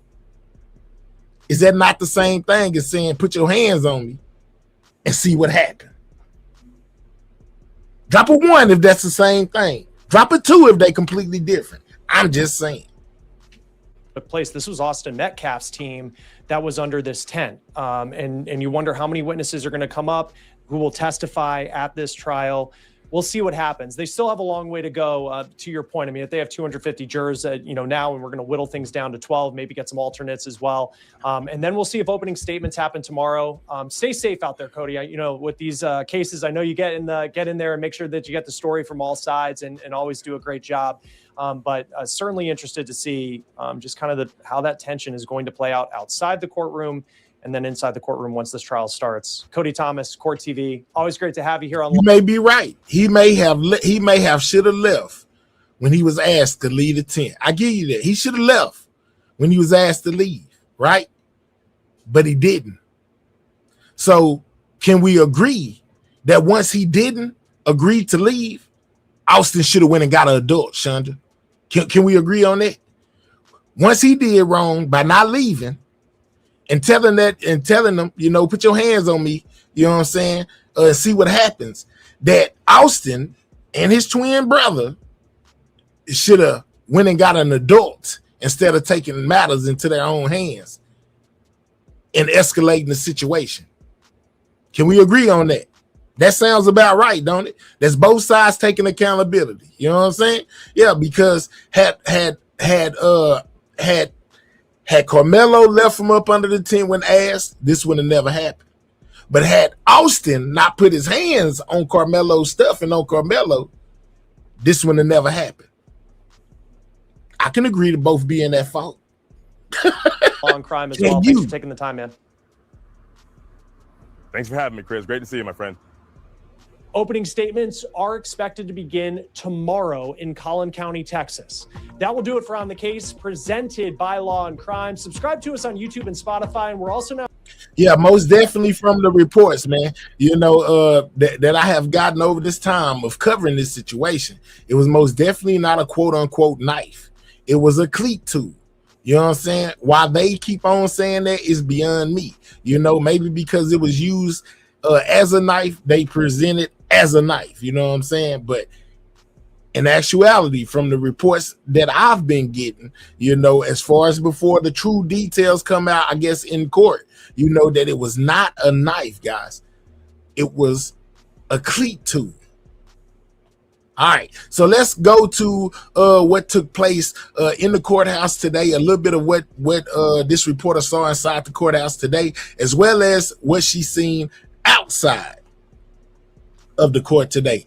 And for this, I'm gonna have to go over here to Nick at Night, man. You know what I'm saying? Because she is most definitely boots on the ground in Texas, basically covering this whole situation and talking about what she's seen as far as being inside the courthouse and what was taking place outside the courthouse. Let's go here. Shout out to her, man. Nick at Night. Inside the courtroom, when we just watched the surveillance footage. She's talking about the footage. She just seen the surveillance footage of this whole incident, guys. We need 50 more likes to get to 200, guys. Double tap that screen. Most definitely get the likes up. If you're on a mobile device, double tap your screen, or any other device, click those 3 dots in the right-hand corner. Hit that thumbs up. Make sure you subscribe to the channel if you're new. This is things that took place today in Frisco, Texas, within the courthouse and outside of the courthouse, as well as she touches on the topic of seeing this infamous video, of what took place between Austin and Carmelo, guys. Shout out to everybody in the building, man. Make sure y'all get those likes up. Can we get the likes to 200? Of the incident take place, I was able to see Carmelo Anthony enter into the stadium. It showed the victim and his brother enter into the stadium. It showed the tents that they were under and so much more.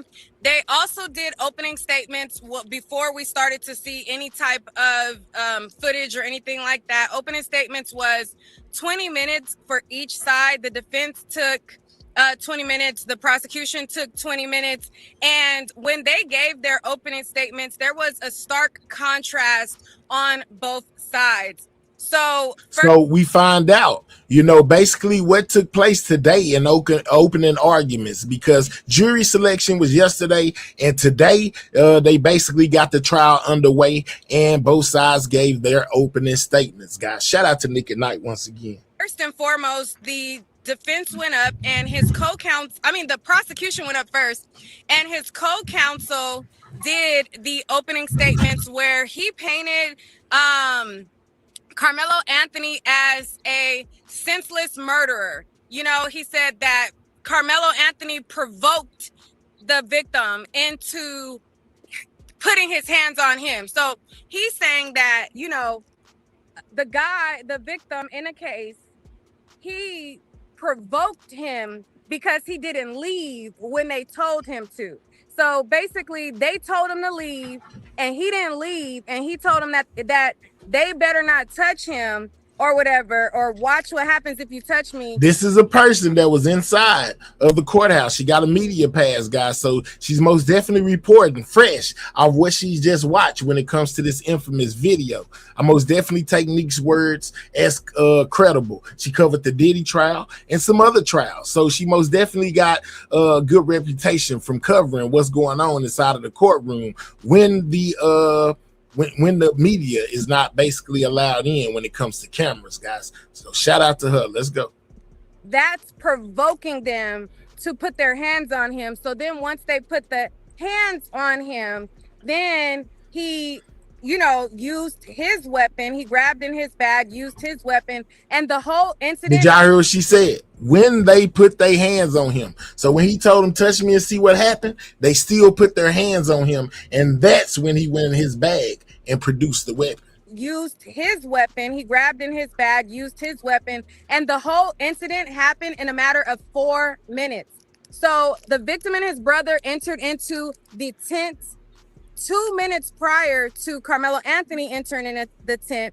The defense said that he didn't enter the tent because he wasn't supposed to be there, as far as like the way that they're trying to shape it.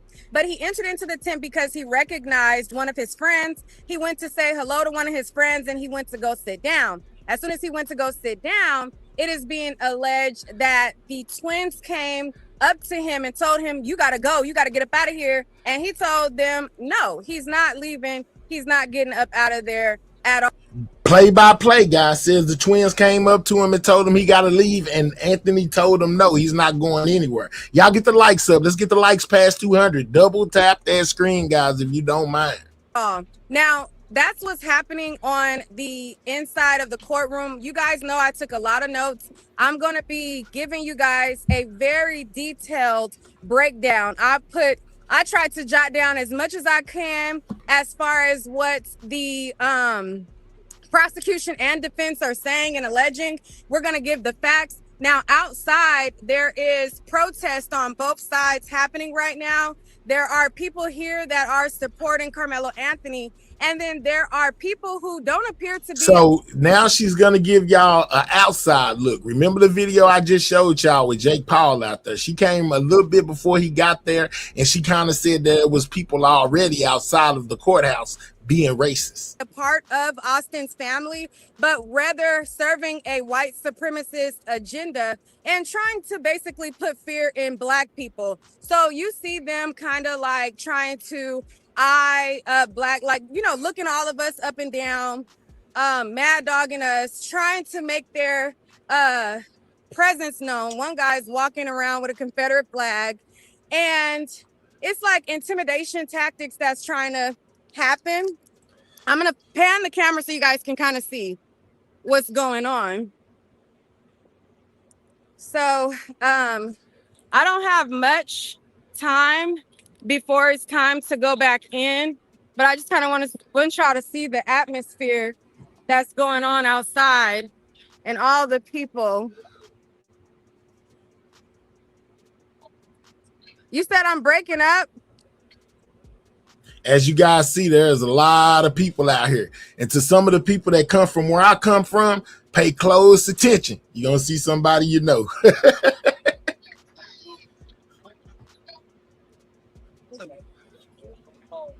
So he's been walking around with his flag all around.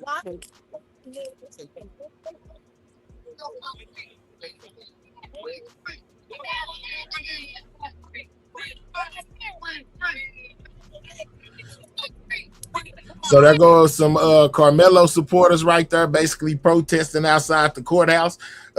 Let's continue.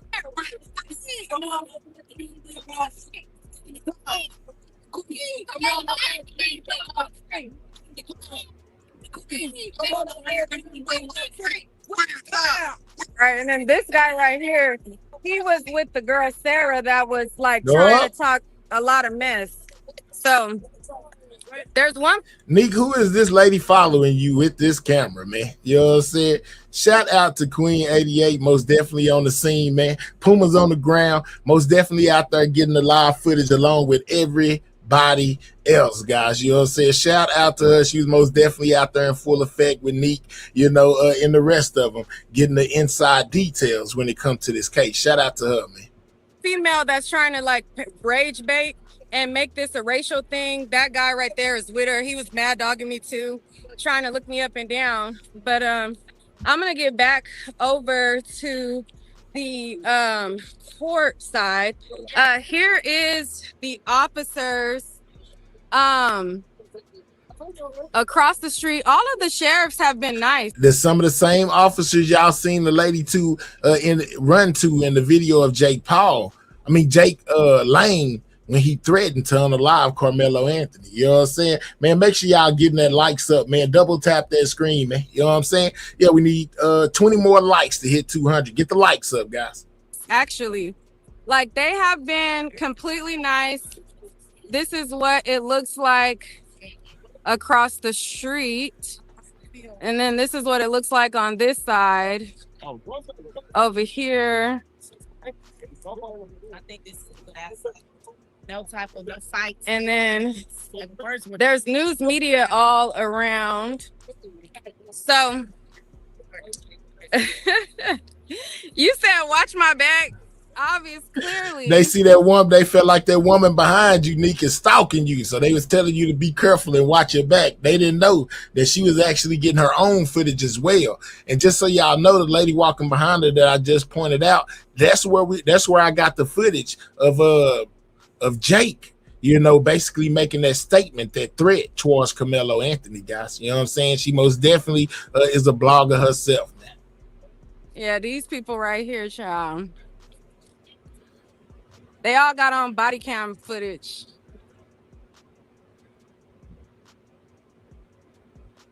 Yeah, I'm being careful. So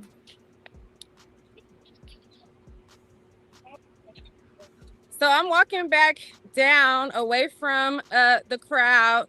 But yeah, that's the atmosphere that's going on down here. There's a lot of news media like across. So as you can see, this is the news media right here.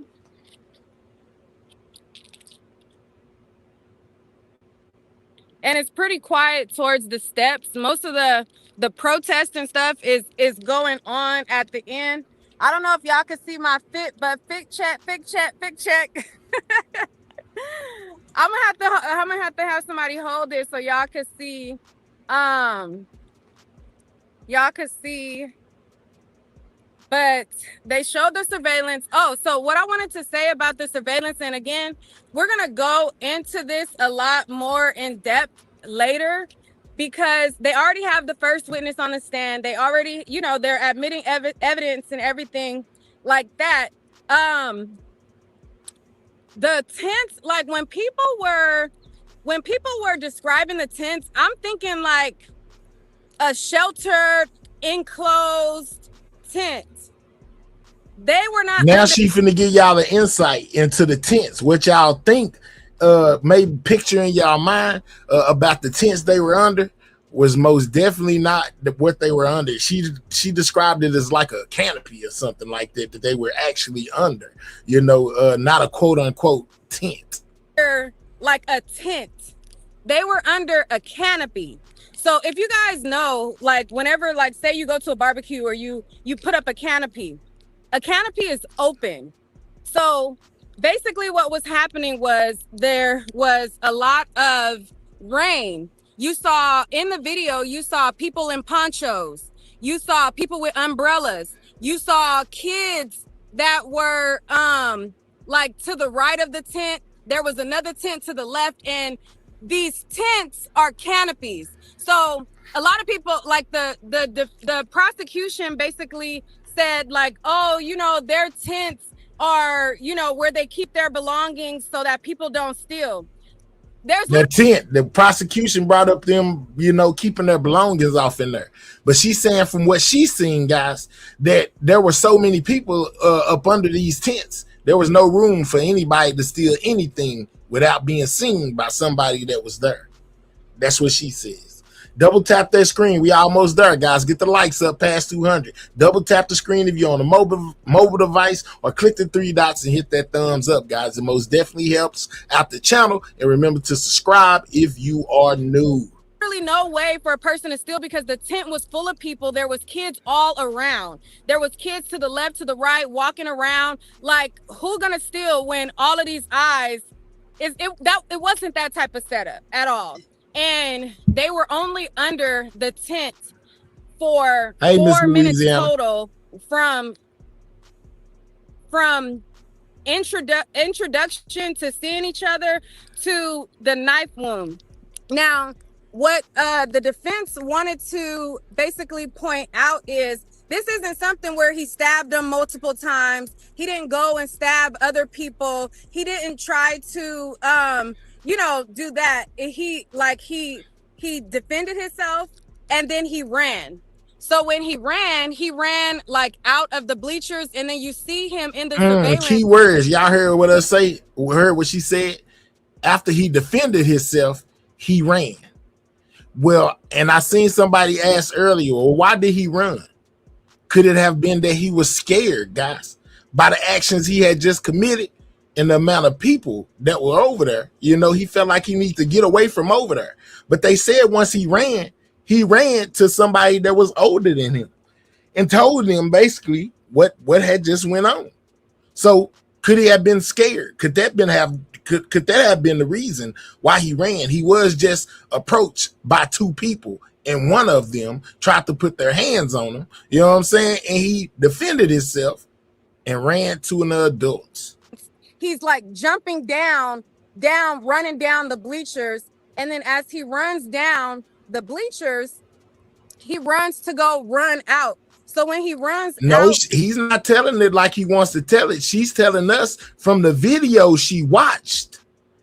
She's telling us from the video that she has just watched what she's seen. So this has nothing to do with what Carmelo is telling how he wants it to go. She's talking about watching the video and seeing it for herself. Like trying to run out of the field, there was kids that were chasing him from behind, and he ended up going up to one of the coaches. Now, as he's running out, there was a group of, it looked like black kids that were coming in for the track meet. They all had on like what looked like uniforms. Carmelo Anthony, he had on a light gray hoodie and some blue sweats. So he walks out of the bleachers. And then when he walks out of the bleachers, he's looking around. He goes back, like, you know, I don't know if he was, you know, waiting on somebody. And then once he reemerges again, he goes past one tent. Now, one tent / canopy. He walks past, and you can see it's packed, jam-packed with kids. They tried to make it seem like, oh, he didn't go to the first tent. He passed up a whole tent and went to the other one. The tent, when you look at it. So now she's going to give you, the prosecution said, like, why he just didn't go to another tent? Why did he pass up this other tent to go to their tent? She's finna explain why by basically what she's seen on the video. Let's go. Canopy, it's full. Like, it's a bunch of kids huddled under trying not to get wet. He goes to the other tent that is more open. Like, it's like less people congregated, but it's a lot of them underneath that tent. Yes, the kid Carmelo was supposed to be part of the track meet. He was actually a varsity player, but he was asked to basically help out with the JV. So he was most definitely supposed to be there. Any reports that y'all heard about him not supposed to be there or not a part of this, he was asked by adults to basically help out with the junior varsity track meet, even though he was a varsity player. Just so you know. And you see kids, like I said, on the outside, you see kids walking out with their ponchos. You see them walking past with their umbrellas. You see them with their hoodies on. What's up, Northside? And it's raining. You can see the rain coming down from the camera. So the videos that we're watching is surveillance from the school, and you can see the rain coming down from the surveillance as it's all happening. So they got a forensic analysis to come in. And basically what his job is to do is to look at the video, identify the suspect, which would be Carmelo Anthony, and the victim, which would be the brothers. And so now she's talking about the enhanced video that they have in the courtroom, to where the spotlight is on the kids and you can see their every movement and where they go, basically what transpired.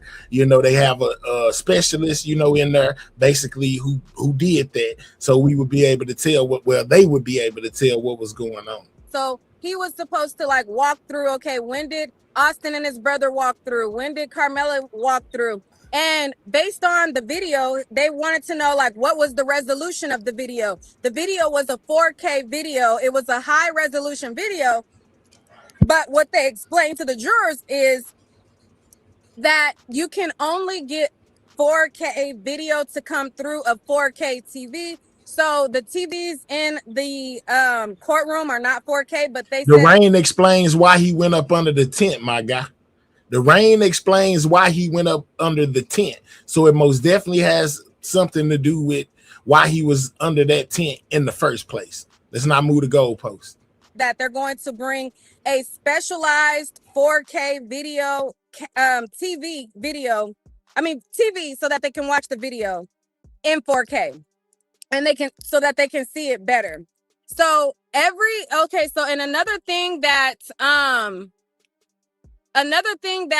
the defense wanted to note was every single team had a tent except for Carmelo Anthony's school. So it was several schools there for the track meet, and all of the other schools had their canopy tents. The only school that did not have a tent was Carmelo Anthony's school. So even if so it's not like his school had their tent and he went to the other people's tent. They didn't have a tent at all. He said the only thing that they had was a tarp. Okay. And so so he said for whatever reason, he doesn't know why they didn't have a tent, but their school did not have a tent. Centennial High School did not have a tent. And so when he's walking around, he was waiting around, and he was there as a varsity, I think he's in varsity, and the track meet was for junior varsity, but he went to help out with the. And like I said, don't get it twisted. Nika Knight is a very credible. I see a lot of y'all talking about she lying. She is a very credible person. Man, they had a coverage of the Diddy trial, her coverage on CNN. So, she's most definitely credible. You know what I'm saying? Stop trying to take her credibility away. This lady's coverage of trials has made it to the news coverage. So let's be real. Yeah, no, for real. She has a whole clip. She has a whole segment on CNN that she did about the Diddy trial. It wasn't televised either. And she was one of the people that was going into the courtroom and reporting on what was going on. So I doubt if mainstream media would have messed with any of her content if she wasn't reputable when it comes to reporting on these cases. Let's stop the cap. School. And so the defense also wanted to note that all of the individuals that are going to testify are kids that went to that school, and he wanted to point out that all of them are friends of the victim. He said, once you're listening to testimony, you have to bear in mind that these are all friends and they are all going to the same school. The only person under the tent that did not go to that school was Carmelo Anthony. And he says the only reason why he went there is because he went to talk to a guy who he thought was his friend. Okay, that was the key words that his defense said. They said he went to talk to a guy who he thought was his friend. So it's going to be interesting to hear from all of these witnesses. They're all going to be teenagers who are going to be testifying. They have, like I said, the video video analyst who does video analyst for prosecution, district attorneys, that type of thing. He was able to enhance the video so that they can see an enhanced version. So right now, what we've watched so far was the raw footage. And once we go back in, they're going to show the enhanced footage. So in the enhanced footage that they plan to show, they have like a spotlight and they like follow him with a spotlight and stuff like that. So we're going to see like a more enhanced version coming up. But I'm going to keep you guys updated on what's going on. And I'm going to take as much notes as possible. And I'm going to stay on this thing, okay? We are going to be safe. My unc is making sure that I'm safe. I got other family that's in the cut, making sure that I am safe. Okay, they made sure. And it's crazy. She has to worry about her safety, guys, and all she is doing is covering the situation. That most definitely speaks volumes to how high the tensions are in Texas right now. That she most definitely has to have some form of protection, or feels like she needs protection just to report on a case, guys. You know, be seen talking to me or whatever, like staying in the cut, making sure I'm safe. My mom did not play no game. She put in a call because I don't know if y'all know, but half of my family is from Texas. My grandfather and everything is from Texas. My mom's dad's side of the family. My mom put in a call, made sure that her baby was safe because, you know, I told her what was going on, like with the climate around it. So trust and believe I'm safe. Also, this is a state where you can, if you got that file, you could bring that file with you. Okay, that's all I'm gonna say.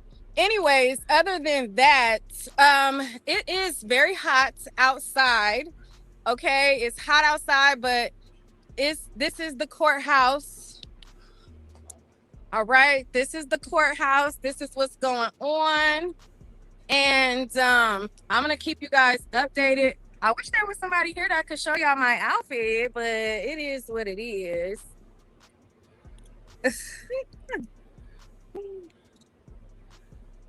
My unc ran inside real quick, so anyways. And once you go inside, there's no phones, no nothing, so you can't even communicate like that. So let me go back inside, and I'm gonna talk to y'all later. I'm trying to show y'all. She wanted to see that outfit. It looked crazy, but anyways. She most definitely want them to see that outfit, y'all. She said, I'm trying to show y'all. She trying to show them the outfit. So that was some from Neat, guys, when it comes to what was going on inside the courthouse and what was going on outside the courthouse, as well as, you know, about this infamous video, right? So a lot of people were saying she was capped. Okay, well, let's take it to a bit of mainstream. Let's go over here to Court TV. They reported on this video as well as what was going on in the courthouse. Let's see what they had to say about all this. Courtroom listening to these opening statements. No cameras, but we have our eyes and ears inside of the courtroom. Cody Thomas joins us now live outside of the courthouse in McKinney, Texas. Cody, good to see you. Tell me about those opening statements. First of all, what was it like being inside of the courthouse for those? Well, yeah, Julia, as we know this judge is really laying down the law inside that courtroom, being very strict on how people go to and from the courtroom, and about, us as media using electronics. He even admonished members of the gallery for whispering to each other, saying if he caught somebody whispering again, I didn't see anybody whispering, but, he just said if he saw that again, they'd keep them out. He kicked them out permanently. But Julia, to touch on those opening statements, of course, the prosecution is continuing the narrative that we've heard from the beginning since April of 2025, that Carmelo Anthony was under that tent for no good reason. He was just there, and then Austin Metcalf and his friends came up to approach him to say, get out from under the tent, to which Carmelo Anthony, the prosecution says, got aggressive, reached in that bag, pulled out a knife, and stabbed Austin Metcalf. But the defense in their opening statements painted a different picture. They began by humanizing Carmelo Anthony, talking about how he had 2 jobs in high school, how he was, a brother, a son, an oldest brother, how he was a 3.7 GPA A student in school, just really painting him out to be a good human being before diving into their version of the facts of the case. Now, of course, we've heard that statement from eyewitnesses, or a witness on the stand, or not on the stand, in the area, saying that Carmelo reached into the bag saying, touch me if you want to, or see what happens if you touch me. And that's what led, when Austin pushed him, he stabbed him in the chest. But the defense attorney says it was more of a, as long as you don't touch me, we'll be cool, implying that, everything's fine. So he's letting y'all know exactly what both sides have to say in their opening statements, since it was today, guys. 2 very different versions of events. One from the defense and one from the prosecution. The prosecution trying to make it look like it was a premeditated thing, and the defense is saying, no, it wasn't premeditated, it was provoked. But let's continue. There's a verbal altercation going on here, but just don't put your hands on me. So that was the narrative the defense painted there. They also said that Carmelo was under the tent because he was seeing somebody he was familiar with, a friend of his still girlfriend now, somebody he'd been acquainted with, somebody sounds just about the same as what Neek just testified to in her report. I'm just saying, man, y'all like to discredit people. Everybody's saying the same thing. Don't be mad at us. Be mad at the events that really happened. Recognized, and then they walked through some of that video, Julia, showing that Carmelo Anthony was under the tent for about 2 minutes before Metcalf, his twin brother, and their friends got to the tent, and the whole ordeal went down in about 4.5 minutes of both parties being under that tent, Julia. But again, emotional out here. I'm looking around it here. There's a lot more demonstrators than there were yesterday during jury selection. So, each side is here. It's a polarizing case, of course, that has caught many headlines across this country. But those opening statements were definitely powerful on either side. Notes, Cody. We're so fortunate that you've been able to share with us what is happening inside of that courtroom. Tell us more about the surveillance video, because your notes on this were very interesting. What were you able to see? And then I also he's finna talk about what was going on with these tents and the rain and all of that, just like Neek did. Let's see if he is very from what he saw, from what she saw to what he saw. And there was a reaction from the victim's family when that was being played. Yeah, Julia. So that's in the opening statement. They were referencing surveillance video, and of course, everyone wants to see video. Yeah, they telling what they heard from the lawyers, as well as what they seen on the video that was played today. This is about the video that he seen. He seen it with his own eyes, and she seen it with her own eyes, because they were both inside the courtroom. There was most definitely opening statements from the attorneys, and then they played the video of what happened with Carmelo and Austin. We haven't seen anything. There's been a gag order on this case since the very beginning last year. So they start playing this video. There were 5 different angles of the video getting walked through from testimony by the forensic video analyst. And they were very wide angle videos, Julia. And the witness had to talk about how he had to use this software to zoom in and try to make the video as clear as possible. And even then, Julia, I won't lie, it still looked very fuzzy and hazy. It definitely. They said that the video looked fuzzy and hazy from the expert that was trying to basically blow it up so you could see whatever was being shown, because there were wide angle videos. So it was blurry when they blew it up. But they're saying that they're trying to improve the quality of what's being seen because it was taken with a 4K camera. They now need a 4K TV, and they will be bringing that, monitor, and they will be bringing that into court tomorrow and re-showing the video, hoping that the images are clearer than they were today. sets the scene. You can see what's going on, but even the prosecution distinctly said that you won't be able to uniquely identify anyone, but they referred to Karmelo on the video as the person of interest, and they referred to Austin Metcalf as the victim. Of course, as the forensic analyst has digested this video and dissected it and pointed out everything that we need to know, going through shoes and the type of clothing they were wearing. So we identified who each person was in the video, even though they kind of just look like humanoid blobs. But you see, one thing that stood out to me, Julia, is that, I'm very familiar with track meets. I was under the impression that, when you go to a championship track meet, you have multiple tents on the same side of the bleachers. But in this video, talking about the tents, guys, now find it and it's going to be interesting that the tents were all side by side and not in different places at the track meet. It's early in the morning, just before 10 a.m. when all this happened. The high school where all this went down, Memorial High School, it was just an isolated tent in the bleachers by itself. There were no surrounding, schools or anything in the general area. You saw some schools walking in, but I guess, the meet was just starting. But anyway, they identified Karmelo walking up the bleachers, kind of walking towards the tent. He kind of goes towards someone, and you see him standing there for a couple of minutes. Then you see Austin Metcalf, his twin brother, and his friends walking up and getting under the tent. And then once everything's happening under the tent, it just kind of looks like a blob of people. You can't really make out anything that's really going on for 5 to 6 minutes. And then you see a quick to and from, and they were implying that was like the push, the initial contact. You can't really see anything happening. Before then, you see people walking by. They're not really, turning heads as if something's loud. So he's saying all you seen was a push. You couldn't really identify what exactly was going on, from the quality of the video. And, something's catching their attention, but all of a sudden you see that to and from, and then you see Karmelo, or who they identify as person of interest, who we're assuming to be Carmelo Anthony.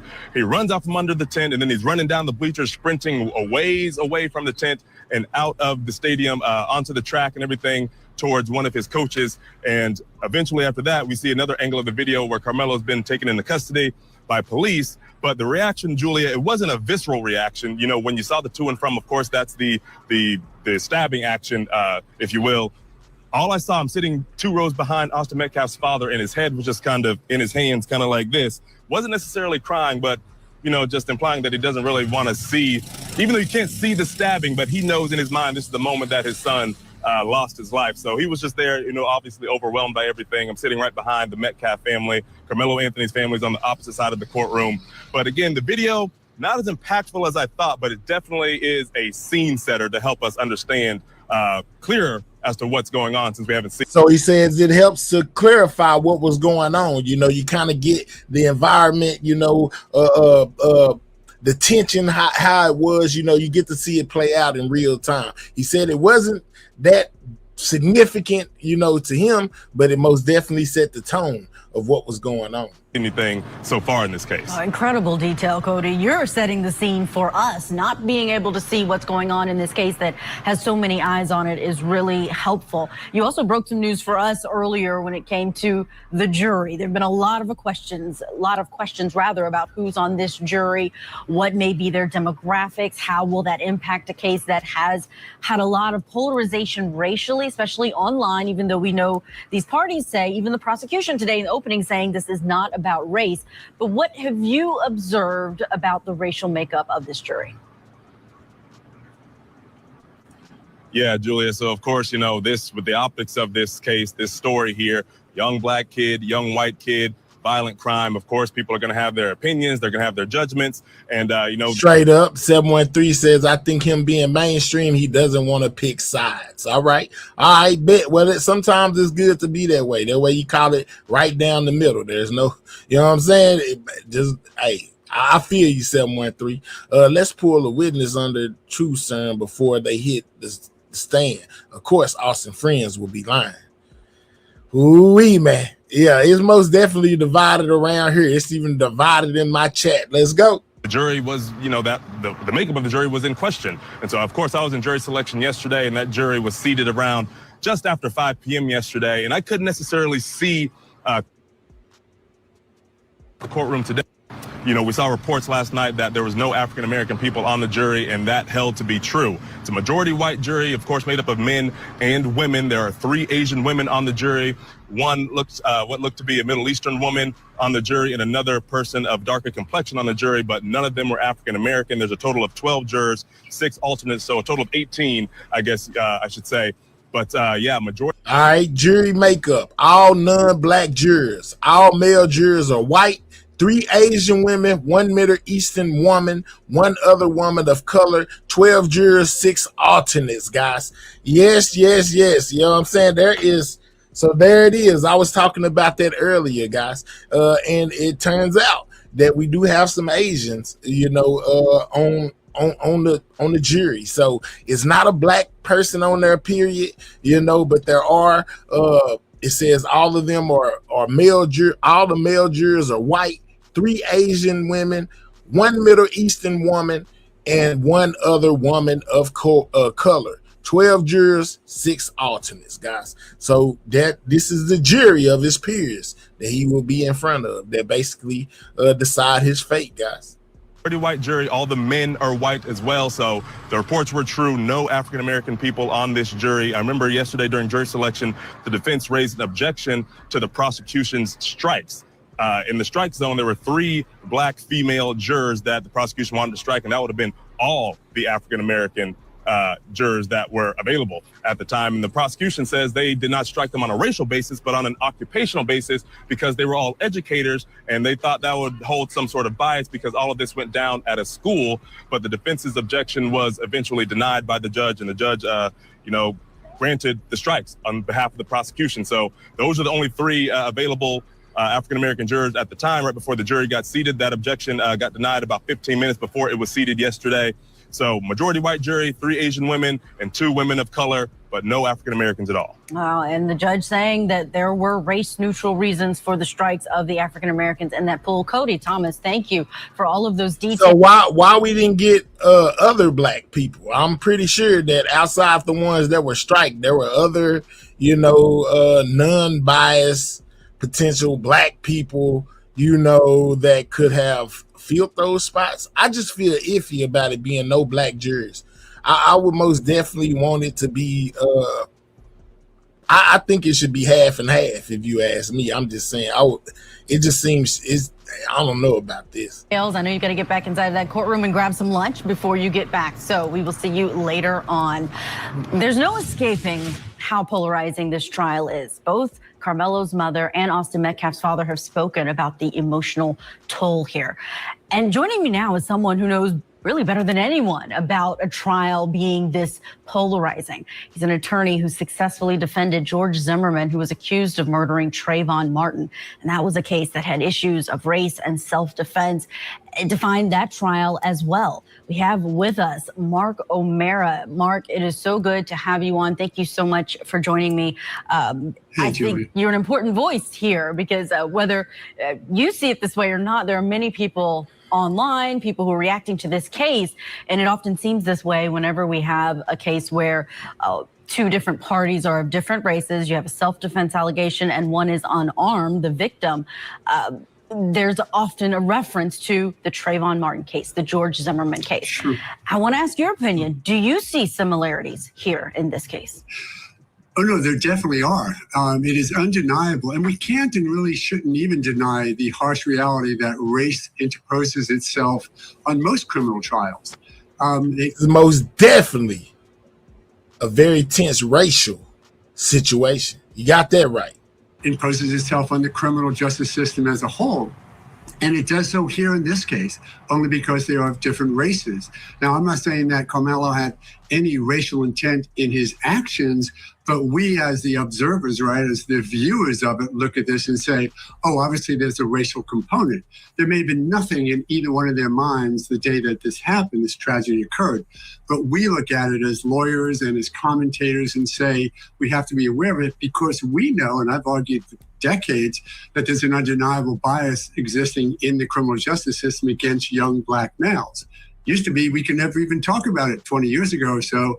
Finally, we can talk about that undeniable bias, but it's there. And I would tell you, I'm very concerned that there is not an African American on this panel, and more concerned that the state was able to cross out 3 African American females that were opposed to what we do call a Batson strike because of a concern of a racial striking. And that's a problem for this trial, and we haven't even started yet. Yeah, Most definitely that's a problem, man. They eliminated all the black jurors. It's been concerning to a lot of people who are reacting to this. I'm curious what the breakdown was in that landmark trial that you successfully represented George Zimmerman, if you remember. Was it similar? There are other cases. The Ahmaud Arbery one stands out to me, where there was a question of that jury. There was only one African American on that one down in Brunswick, Georgia.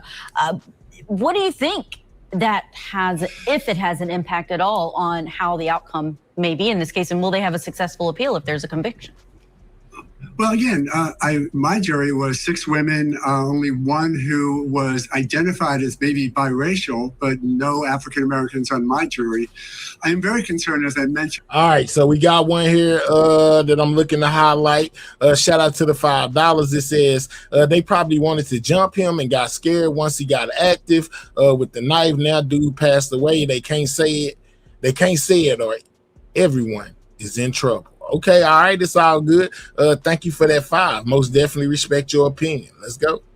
A moment ago about the fact that we now go into this trial with a racial component not only existing as it did before jury selection, but now I think exaggerated or exacerbated, because now 12 non-African Americans are going to decide this kid's fate. And just as we had to deal with in the Zimmerman case, you want to have something that people can place their trust in the verdict, whatever it is. And I was sort of hopeful in the Zimmerman case that since all the evidence came out, all the arguments came out, that it would at least be understood, but it was still difficult to trust. When you go into a case like this with the undeniable racial concern, and do it with a jury that has no African Americans, not only do you build in an possible appellate issue, but you really build in a social issue, that how is the Black community going to look at this if he gets convicted and say this is a just verdict? They're going to look at it the way they've had to for decades, which is it's a biased system. Here's an example of it. Oh, wow. Really great insight, Mark. All right, so let's get into a little bit more of these opening statements, guys. You know what I'm saying? What is it? Let me see. Some Shapiro. Hold up. Todd Shapiro is gonna break down the opening statements by both sides. Let's go.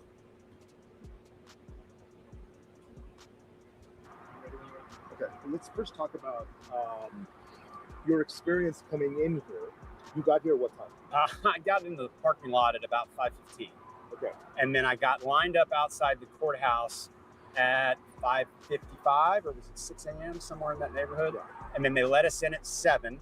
Then we stood in the hallway for an hour and a half before they started letting people in the courtroom. So it was a long morning to finally get a seat in the courtroom for the trial.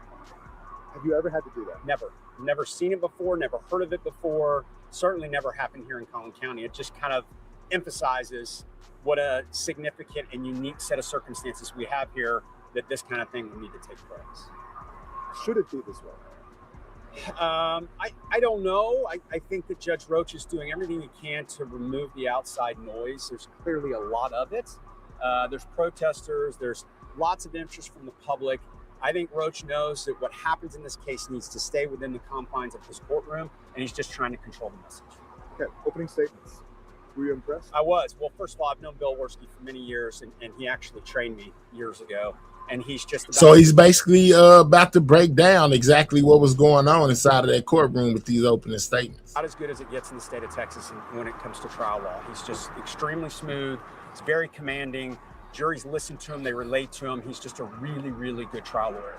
Micah hadn't really seen much of before, but I thought he did a good job too, attempting to humanize Karmelo, talk a little bit about his life story, his family, school, sports, all kinds of things to make him relatable as someone that could have been your brother, your son, or your neighbor.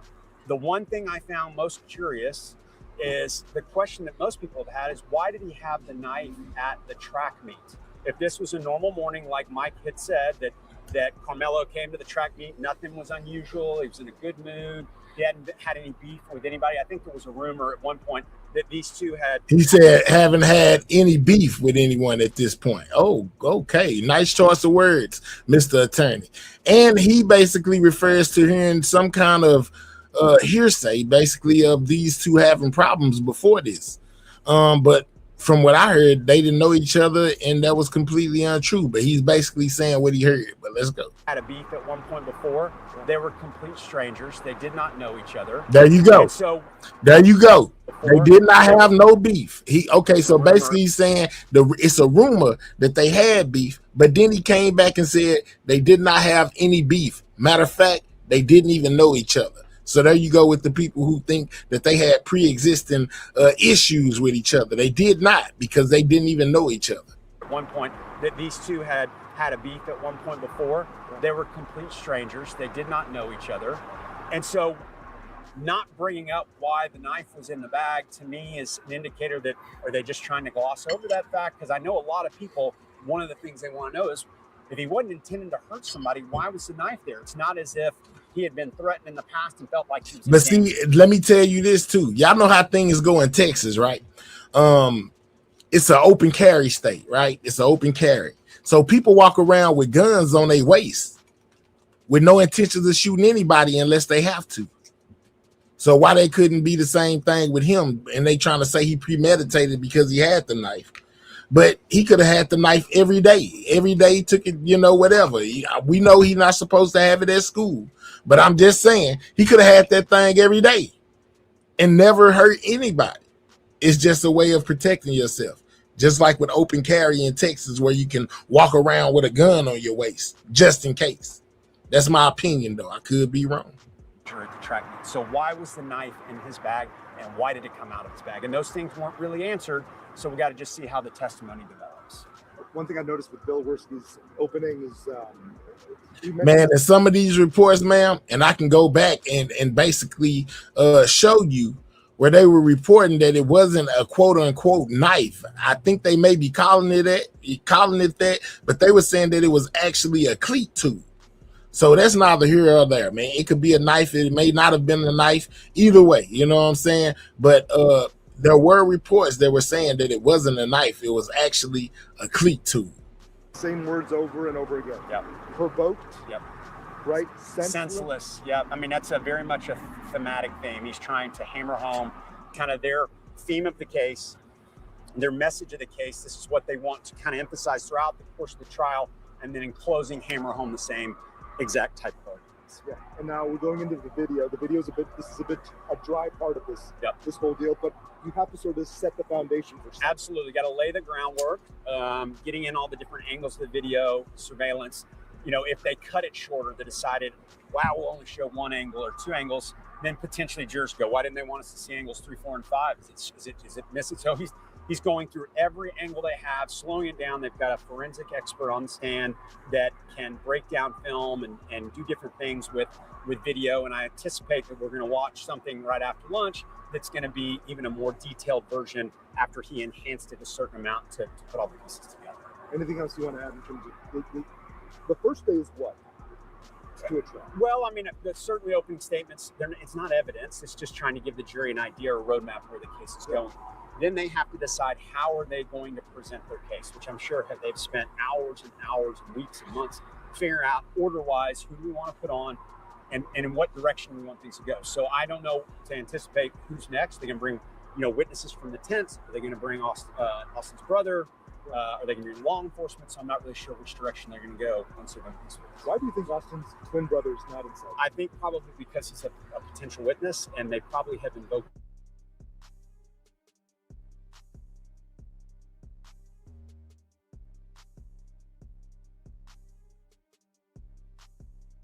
anybody that's going to potentially testify cannot be inside. 27 people that are from the public that were allowed to be inside there. You're one of them. Yes.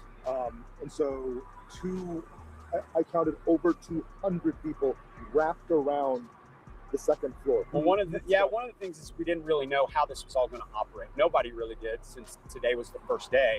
So being able to see who was able to get in the building, what time they can get in the building, how they get the passes, how they become one of those 27. My anticipation is those folks, those 200 that couldn't get in, go, okay, I got to get here a lot earlier. And so I think you're going to see a much longer line up earlier tomorrow morning and throughout the course of the trial. Normally, and like, you brought up the knife thing, you kind of stand your ground, this kind of thing. Does that kind of work in this one? No, I mean, that never really can. There was no, first of all, there is no stand your ground law in Texas. That's a term that's used in other states. Ours is more self-defense, right? I mean, you have a right to defend yourself. You have no duty to retreat. But in this situation, even they said that, you know, he put his hands on Carmelo, that Austin put his hands on Carmelo first. And even the state conceded that. Yeah, he tried to push. What? Austin put his hands on Carmelo first. And this is from a white guy. Go figure. Everybody ain't racist. Defense, right? I mean, you have a right to defend yourself. You have no duty to retreat. But in this situation, even they said that, you know, he put his hands on Carmelo, that Austin put his hands on Carmelo first. And even the state conceded that. Yeah, he tried to push him to get him out of the tent. And it was at that moment that he pulled the knife out, already open, and plunged it into his chest. He did what? He put his hands on Carmelo, that Austin put his hands on Carmelo first. Hands on Carmelo, that Austin put his hands on Carmelo first. And even the state conceded that. Yeah, he tried to push him to get him out of the tent. And it was at that moment that he pulled the knife out, already open, and plunged it into his chest. And so, that's just a really, really tough set of circumstances, because there's no denying there was no deadly force, unless he thought he was going to take him and throw him down the bleachers, I guess, and, you know, bust his head open or something like that. Yeah, or him and his brother was going to jump him or something like that. You know, don't leave that part out, because it was multiple people against one, you know, from the surveillance footage. The brother most definitely said he was standing right there. So that gave 2 against 1. I'm just saying, he could have been terrified. He could have been scared. But anyway, you know, that was Shapiro on the whole situation. Now let's get an overall before we get up out of here. 17-year-old Austin Metcalf was at a high school track meet. Austin didn't make it home because he was stabbed in the chest by 17-year-old Carmelo Anthony, a student from another high school. We don't know what was said. We don't know what was threatened. But what Carmelo said was that he was going to put his hands on me. He should be afforded the same rights that Kyle Rittenhouse had. The confrontation began when Carmelo got under the tent with Austin and his teammates, and Austin told Carmelo to leave. What happened next will be disputed at trial. Did Austin grab Carmelo, creating a situation where he was facing a threat of great... Was this a homicide or self-defense? That is the question. It ain't white on black. It ain't black on white. It's right and wrong. Do you view this as self-defense or murder? Let me know. Bodily harm. Or did Carmelo simply overreact and stab Austin in the chest? Whatever you think what happened between Carmelo and the Metcalf boys, my 3 younger children, my husband, and I didn't do anything to deserve to be threatened, harassed, and lied about. The atmosphere at the courthouse is tense, and this is a case which has absolutely divided the community. Was Carmelo Anthony justified in putting a knife in Austin Metcalf's chest? The tension in this case is real. Austin Metcalf, the victim, is white. Carmelo Anthony, the defendant, is black. And trust me, it is a factor. It's a factor in the community and could be a factor inside the courtroom. But this is a case of self-defense. Carmelo Anthony is going to have to get up on that witness stand and tell the jury exactly why he did what. Make sure if you just got here, guys, you're double tapping that screen. That's how you hit the like button, or click the 3 dots and hit that thumbs up. It's very necessary. I ain't asking you for $1. I'm asking you to do something that's free, and that's double tap that screen. Let's get the likes to 300 or as close as we can. Everybody who hasn't hit that like button, double tap that screen or click the 3 dots in the right hand corner and hit that thumbs up. Make sure you subscribe to the channel if you are new. He did. Can he convince the jury that Austin Metcalf deserved to have a knife plunged in his chest because he was threatening Karmelo with great bodily harm. I'm Vinny Politan. Let's investigate. Let's get to it. Old. Every time I do a story involving young people like this, it's heartbreaking. It's heartbreaking because so much is lost, so much promise, so much life is gone. And then you've got a family that has to bury a child. And that just shouldn't happen. And when that does happen, we've got to take a close look at how it happened. Now, in this case, the defendant, Karmelo Anthony, is also just 17 years old.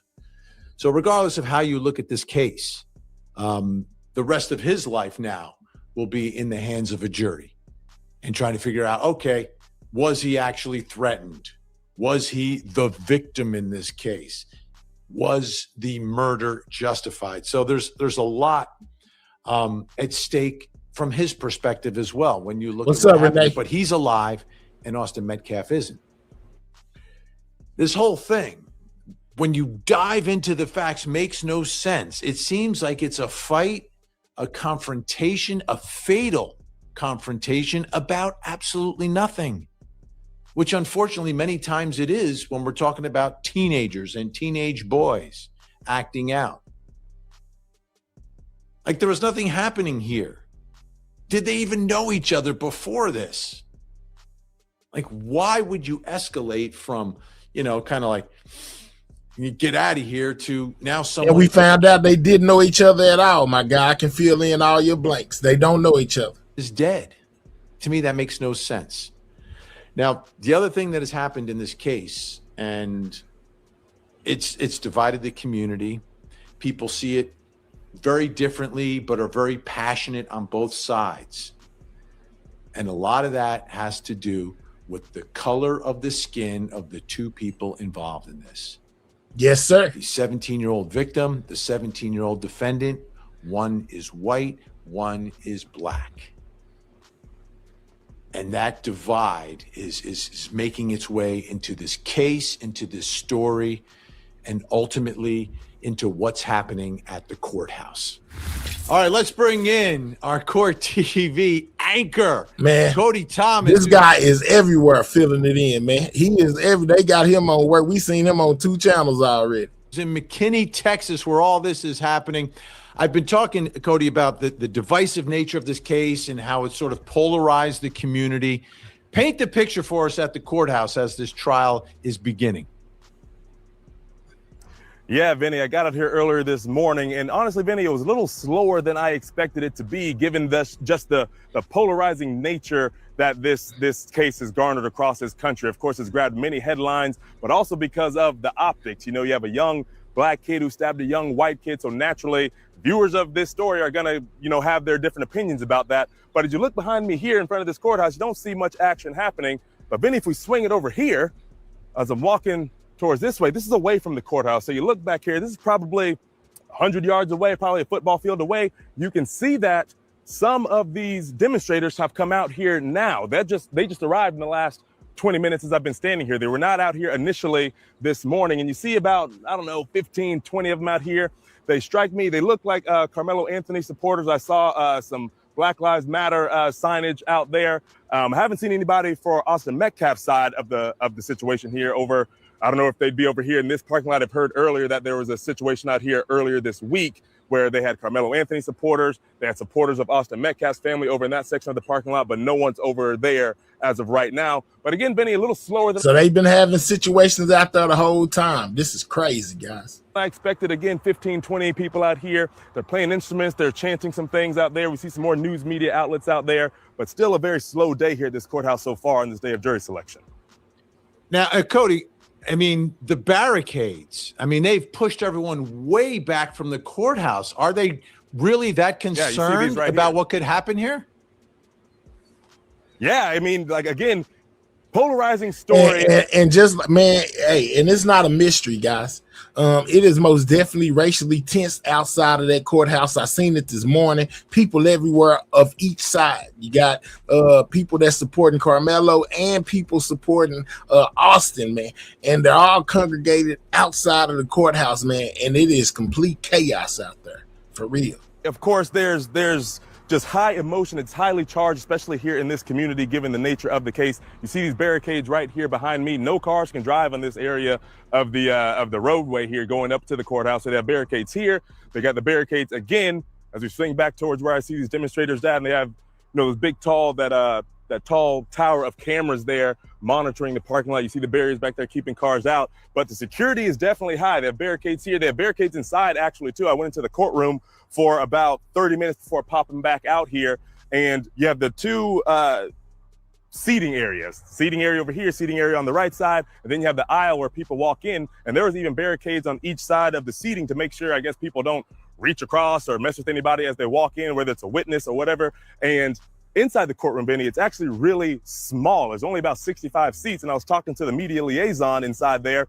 He said 45 seats are already taken between media, 15 people each for each side, each party's family, so that's 30, and then plus court staff. 45 seats are already gone before the general public's already allowed in there. So this is going to be a very compact situation going on here. And of course, we know the judge is laying down the law. No recording inside, no live streaming, no electronics. The only people that are only allowed to have electronics in there for note-taking purposes are for people like me, the media, and they are very much so strictly monitoring that as well, making sure we're not making any phone calls, sending any text messages, strictly note-taking. You can't wear any shirts or anything that have any sort of messaging or sentiment toward either party.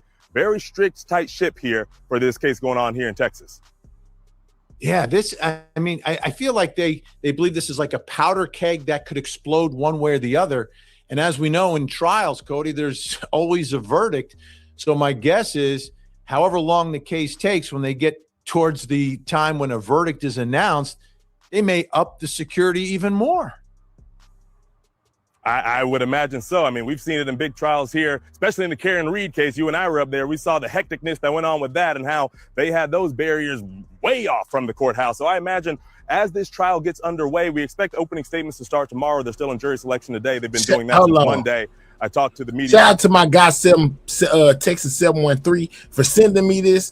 We most definitely got another person who says that they have seen the video and basically describes what it is that they seen. Shout out to Smash the Topic. He was the one that got this interview with this individual who say he seen it all, guys. When it comes to that video that's been in question, of what actually you're able to see and what is depicted in the video. Hold on. See what he says he saw, guys. Let's see what he says that he saw when he viewed the video. Let's go.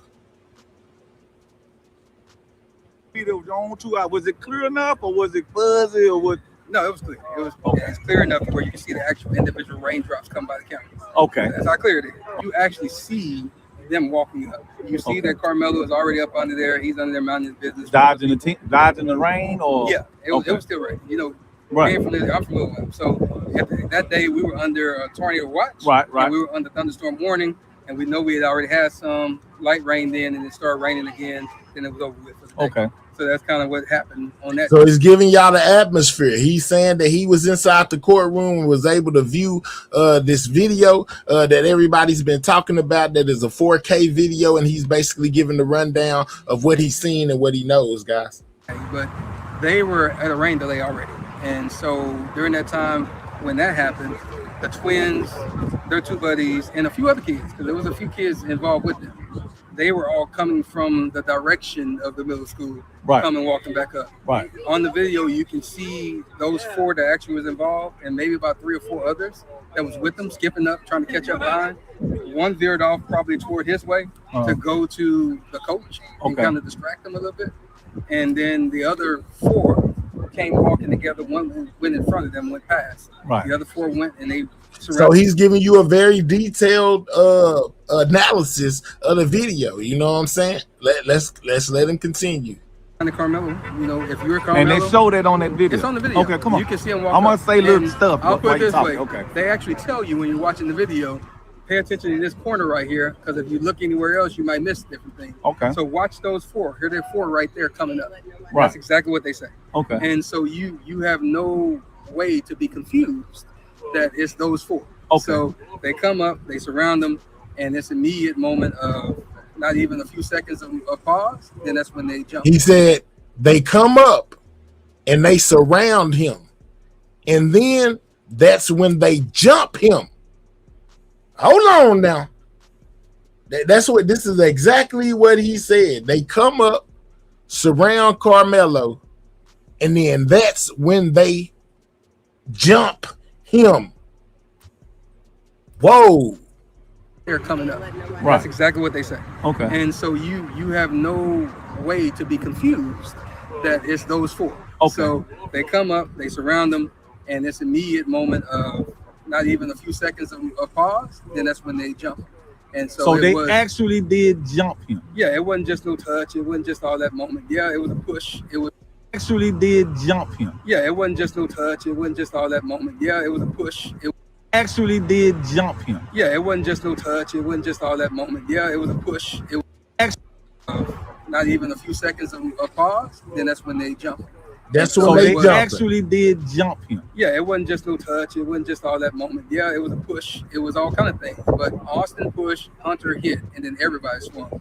But at the same time, so it was more than Hunter pushed, Austin hit, and then it was on.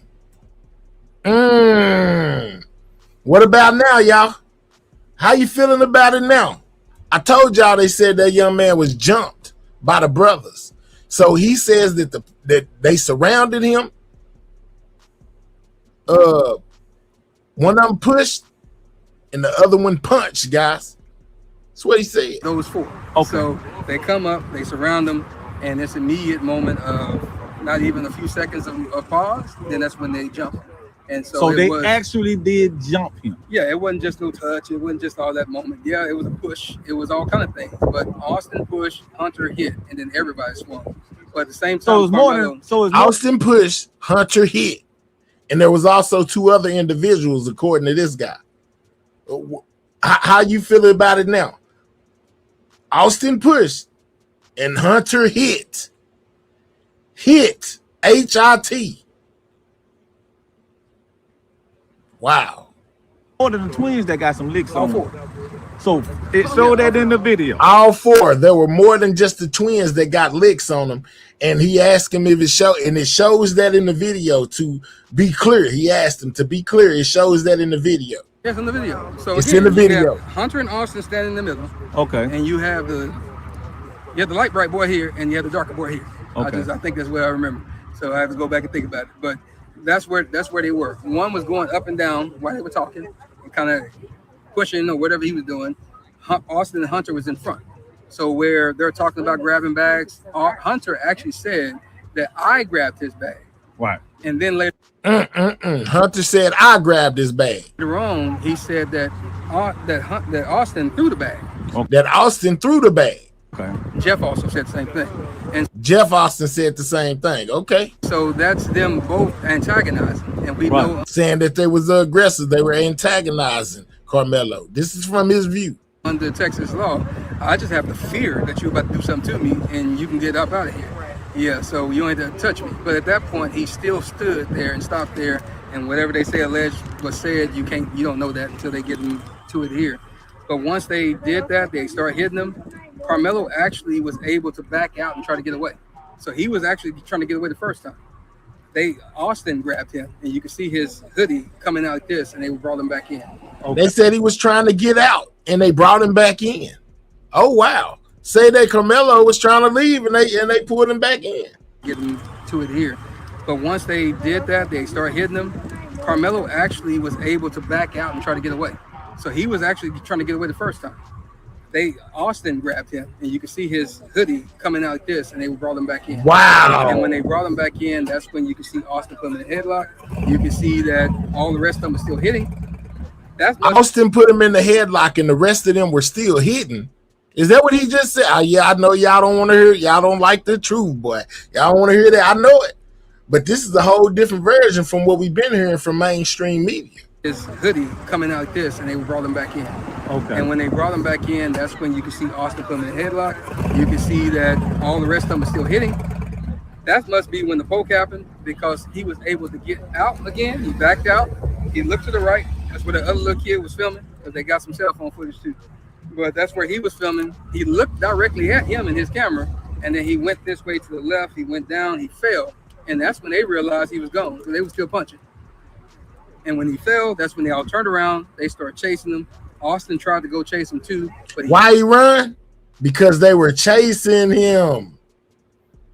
Why did he run? He just said because they were chasing him. And it was a they situation. It wasn't a one-on-one situation. So just like I said earlier, if what this guy is saying is the truth, then Karmelo could have most definitely been in fear of his life, considering that he was being jumped by multiple people. Oh, wow. Grabbed his chest. I guess he realized that something happened to him. And that's when he went down a little bit and he fell down. But all three of them were chasing. But Karmelo was so fast, he got away and went around to the coach. And so all three of them was chasing him. You can see them on the video pointing toward Karmelo and the coach. And I can imagine, because Karmelo's out of the camera on that moment, that he was telling the coach what happened. And then that's when Hunter said he whipped his head around. That's a true statement. He just wasn't sitting with it. He whipped his head around. You see him on the video. And that's when he walked over to where Austin was, but he never touched him. So all that stuff about him rendering aid and holding his heart, he never did that, because the coach grabbed him and he was holding him. So at the end of the day, that's kind of where the moment went. But they did assault him, and we'll just play the game. Even if it was just a push, you still assaulted him, because it was unwanted. By your own definition and your word of him saying that leave me alone and I'm not going, you assaulted him, period. But they did beat him. And if you look at the, not the photo that Fox 4 put out, because that was one that they actually edited. I have the emails to prove it. But the actual saying that some of the photos that were put out by the mainstream media was edited, guys. That's what he says. He says he got the actual photos to prove it, but he's saying that some of the images put out by the media was altered, guys, when it comes to this situation.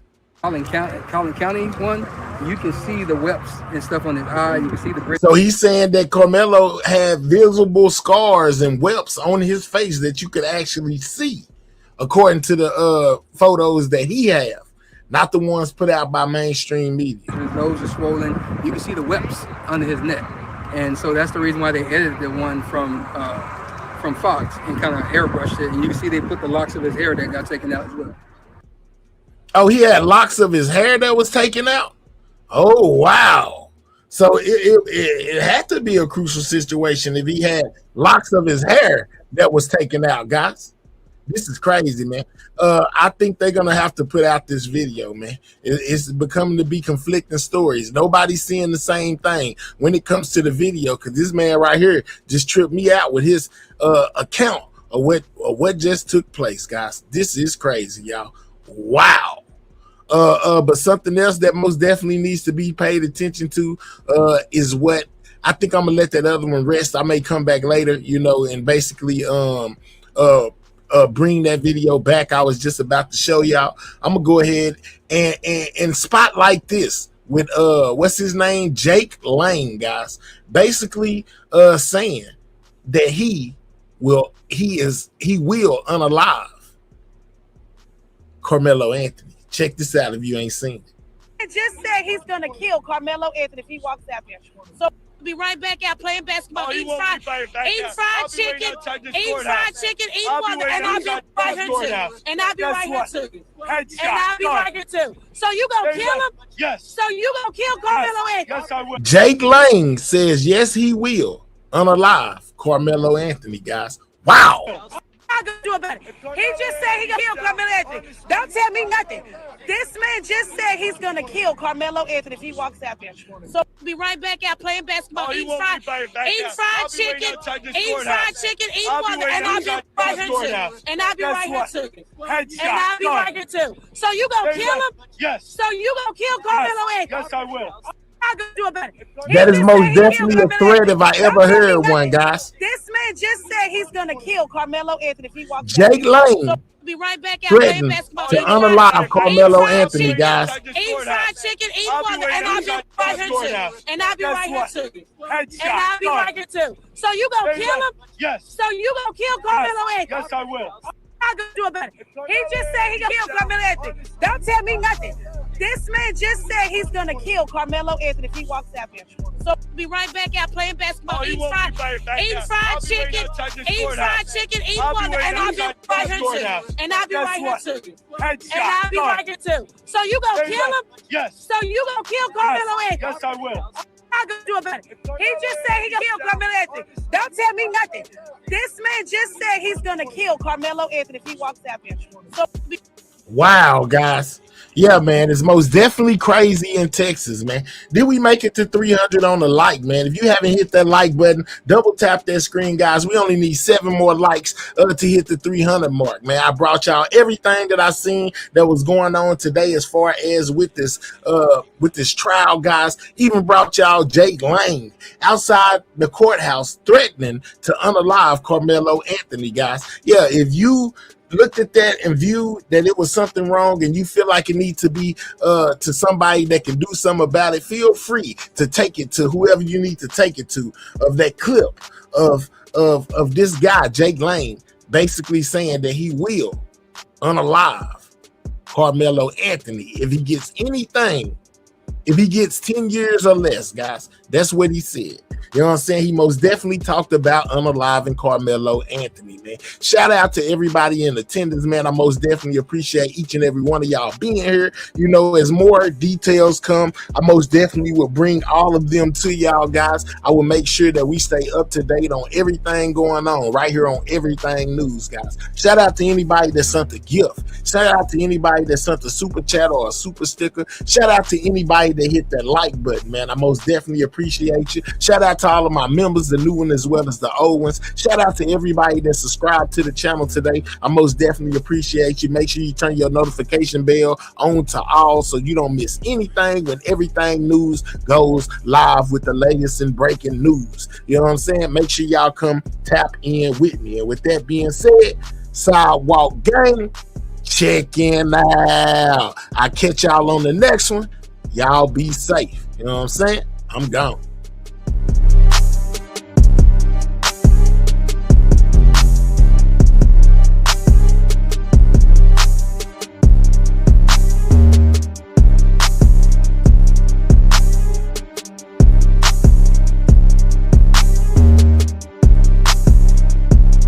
Yeah, it's the guy in the middle.